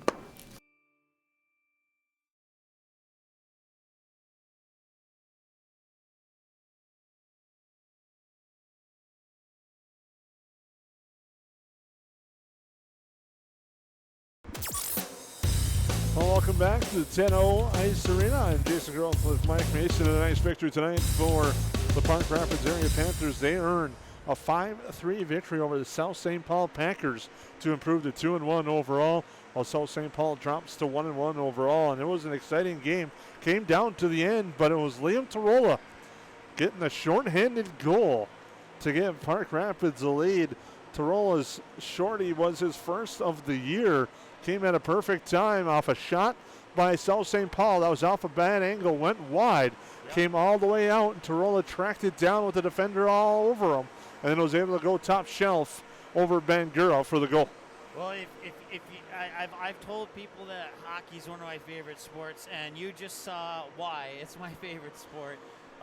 You can't duplicate energy and excitement like that. And we talked about it a couple of times during the broadcast over the first and second period. Of course, I mean, it's easy to talk about it when you had, like, I haven't counted them up, but pretty sure it was like 15, 17 penalties, at least it feels that way, between the two teams combined. But we talked about Park Rapids' ability to score the shorthanded goal. They did it against Prairie Center on Thursday night. They did it again here against South St. Paul, and they did it in dramatic fashion, no doubt about it. Absolutely a fun game to watch and a fun game to broadcast, and so glad that we were able to do this game. My unofficial totals have South St. Paul going 1 of 8 on the power play. Park Rapids area goes 0 for 3, and I think that ends up being the difference. You give a team that many opportunities on the power play, and you're able to kill off 7 of them. Yeah. That's huge for a team, especially going forward, especially in that third period where Park Rapids area spent most of the time in the penalty box. Yeah, and on those penalties in the third period, it was very rare that the puck was on the right side of the blue line down here on that end of the ice that the camera's on now. I'm not sure if we're facing north, east, west, or south right now, but on that end of the ice, it was rarely across the blue line. They put so much pressure on the Panthers, and I've seen situations like that in other hockey games, but I've never seen such phenomenal defense, block shots, and the ones that did get by the defenders, pad saves and stick saves and glove saves and snagging them out of the air. I mean, everything went right for the Panthers in that third period, including that shorthanded goal to give them the win. Cullen Hoyt in net for Park Rapids area. Saw 7 shots in the third period. He kicked aside all 7 to earn the victory, his first of the year and his first start of the season. He makes 21 saves on 24 shots. Ben Gurl in that third period stopped 8 of 9, making 20 saves on the night on 24 shots. There's an empty net goal. Shots on goal for the game. Park Rapids area finishes with 25 shots on goal. South St. Paul finishes with 24. Shots on goal in the first period, South St. Paul was 7, Park Rapids was 6. In that second period, South St. Paul 10, Park Rapids with 9. And in the third period, Park Rapids area had 10, and South St. Paul had 7. Turn that around. South St. Paul had 10, Park Rapids area, either way. They had shots on goal. My math is off a little bit. But anyways, shots total was Park Rapids 25, South St. Paul with 24, as they earn the 5-3 victory over South St. Paul today, Mike. And it was a good third period. It was a game we thought was going to be a 6-5 style hockey game, and ended up being a 5-3 game because defensively I thought Park Rapids, despite the penalties, really came up with some big plays when they needed to, especially blocking shots. There were not many opportunities for South St. Paul to get shots through traffic in that contest, especially in that third period. Yeah, absolutely agree. I mean, I think 17 shots between the two teams combined. Oh wait, no, I was off. 19 shots. 12 for St. Paul, South St. Paul, in the third period alone. And that's impressive because in the first period, I think they had 2 shots. In the second period, I think they had, I'm sorry, they had 6 shots, I think. In the second period, I think they had 10 shots. And then in the third period, they had 12 shots. So every period that came along, they got more and more shots. But that third period certainly felt like they had more shots in the third period than they did in the first 2 combined. Even though the numbers won't support that fact, it just feels that way. They give the Packers all the credit in the world for trying to battle back in that one there. And I mean, if this game had an extra 3 minutes, we'd probably be tied again at 4. Yeah, it was an interesting and exciting game and a nice victory for Park Rapids moving forward as they're hoping to continue to build on this and a strong start, winning 2 of their first 3 games. It's coming up next for Park Rapids. They're going to have another tough one. It's going to be a mid-state conference game at Detroit Lakes on Tuesday night. Then they go on the road to Lake of the Woods Baudet on Friday, December 10th, before returning home Tuesday, December 14th to take on the Breckenridge Wahpeton Blades. For South St. Paul, they'll head home to the Doug Woog Arena, where they'll take on St. Paul Highland Park on Saturday, December 11th, before taking on St. Paul Johnson at Fallon Arena on December 14th and Tartan on December 16th. But if you look ahead for this Park Rapids area squad, I believe there's several winnable games ahead for them with Lake of the Woods, Breckenridge, Wahpeton, Bagley, Fosston, and then you get into Northern Lakes. You have Wadena Deer Creek, and then you take that holiday break. They come back home to Crookston and Kitson Central, and a unique one with Crookston as well. So they got some opportunities, I believe, to pick up some wins ahead of them. But they do have a very tough one coming up on Tuesday night at Detroit Lakes. Yeah, well, we're going to have a couple more of these games, I think, on Magnitude Sports. If I look ahead, I think we have the Breckwalk Blades game on December 14th. And then I believe we have that Wadena Deer Creek. And then there's one more that we have, too. I don't see it on the schedule. I wonder if I lost that second page. Greenwood, is that? Greenway is that is late in the year. In fact, that is the final regular season game for Park Rapids. I must have forgot to print page 2 of their schedule. So, but yeah, speaking of schedules, taking a look at what's coming up here on Magnitude. We have North Dakota basketball for you, Horace and West Fargo on Monday, and then Tuesday back to the Minnesota side as we kick off the wrestling portion of our schedule. A 5 o'clock triangular at Perham, a 6 o'clock triangular at Kindred, and then a 7:30 p.m. basketball game in Barnesville. Barnesville falling to Detroit Lakes last night, and their girls team in a thriller with the Perham Yellow Jackets yesterday too, 67-66. Barnesville had a chance to win at the buzzer there, but the inbounds pass got deflected and stolen, and that's how that one would end up. I can't wait for those two teams to meet later in the season. Oh, it's going to be a fun one. Those two teams meet again. It was a fun one last night watching your guys' call, and Sydney Anderson for Perham had an outstanding game for the Yellow Jackets offensively and defensively. She's been a leader, and then Willow Thiel inside has brought a lot to the Yellow Jackets. It'll be interesting to see how how the Heart of the Lakes plays out. When you mentioned Barnesville, Park Rapids, I know they're mid-state, but they'll see a few of those teams on the girls' side, so it should be exciting to see how that plays out throughout this year. Yeah, a side note, I checked the record books last night when I got home. Sydney Anderson tied the record with 7 steals in the game. And then on the flip side for Barnesville, Abby John broke it with 11. So, a couple of tie setter and tie breakers in that game. Moving ahead to Tuesday, more wrestling and a straight duel between Barnesville Trojans and the Moorhead Spuds. And then a couple of basketball games for you here as the Rebels will host the Barnesville Trojans, looking to bounce off that loss to Perham. And then the girls Yellow Jackets team, Lady Yellow Jackets team, that sounds better, will take on the Frazee Hornets back at the Hive on December 9th. Jason, I believe you'll be on the call for that one, right? Yes, I will be. And then Friday, Barnesville, Kindred, DGF versus Perham, Barnesville, and Breckenridge. Just a lot of matchups coming up here. And even we have four events for you on Saturday, the December 11th. And we just added 8 games late in December to our schedule late last night. That's the is that the Grand 8 holiday tournament? How is that titled? The Grand 8 Holiday Classic. They invite this year will be 4 squads. I don't have the schedule on the top of my head. It's an exciting tournament that they bring in the last few years, sponsored by the Grand Stay and the Super 8 Motels of Perham. It's something that last year didn't happen, but it's been happening the last few years. But due to the COVID year, they've brought it back, and it's just a fun tournament. In fact, I'll just get this popped up right now. The times aren't set, but I can tell you the opponents and the games. It's Sauk Center versus Barnesville in girls basketball. Then Sauk Center will take on Wheaton Herman Norcross in boys basketball action, and then they go back to a girls game where Perham will take on Waconia, and then the boys will conclude on Friday with Perham taking on Painesville. I shouldn't say Friday, that's a Tuesday. Yeah. And then on Wednesday they'll have Barnesville taking on Waconia in the girls, followed by the third place boys game on the girls side. It'll be Perham versus Sauk Center for the girls, and then the championship game will follow that.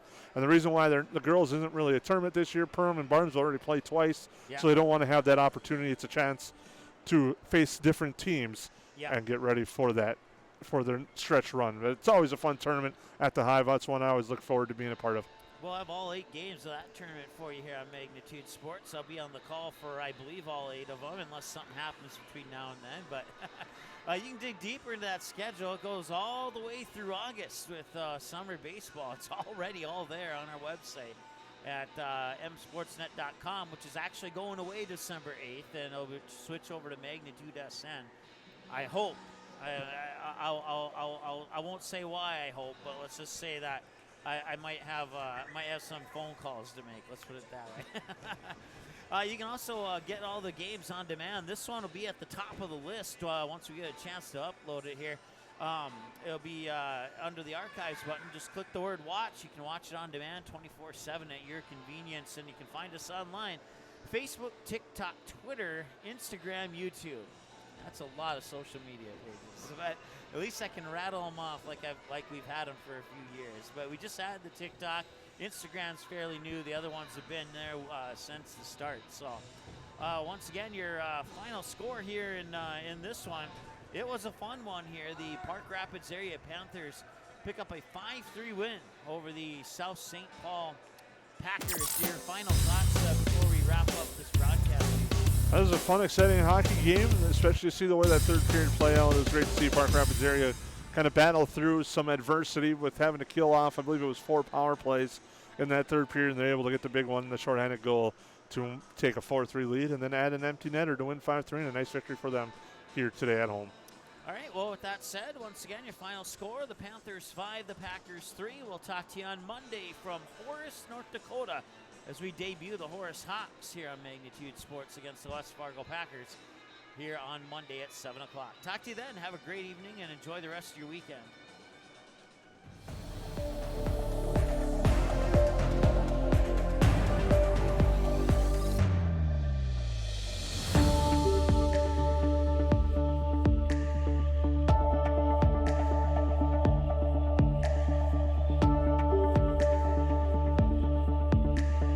Proceeding has been a presentation of the Magnitude Sports Media Network.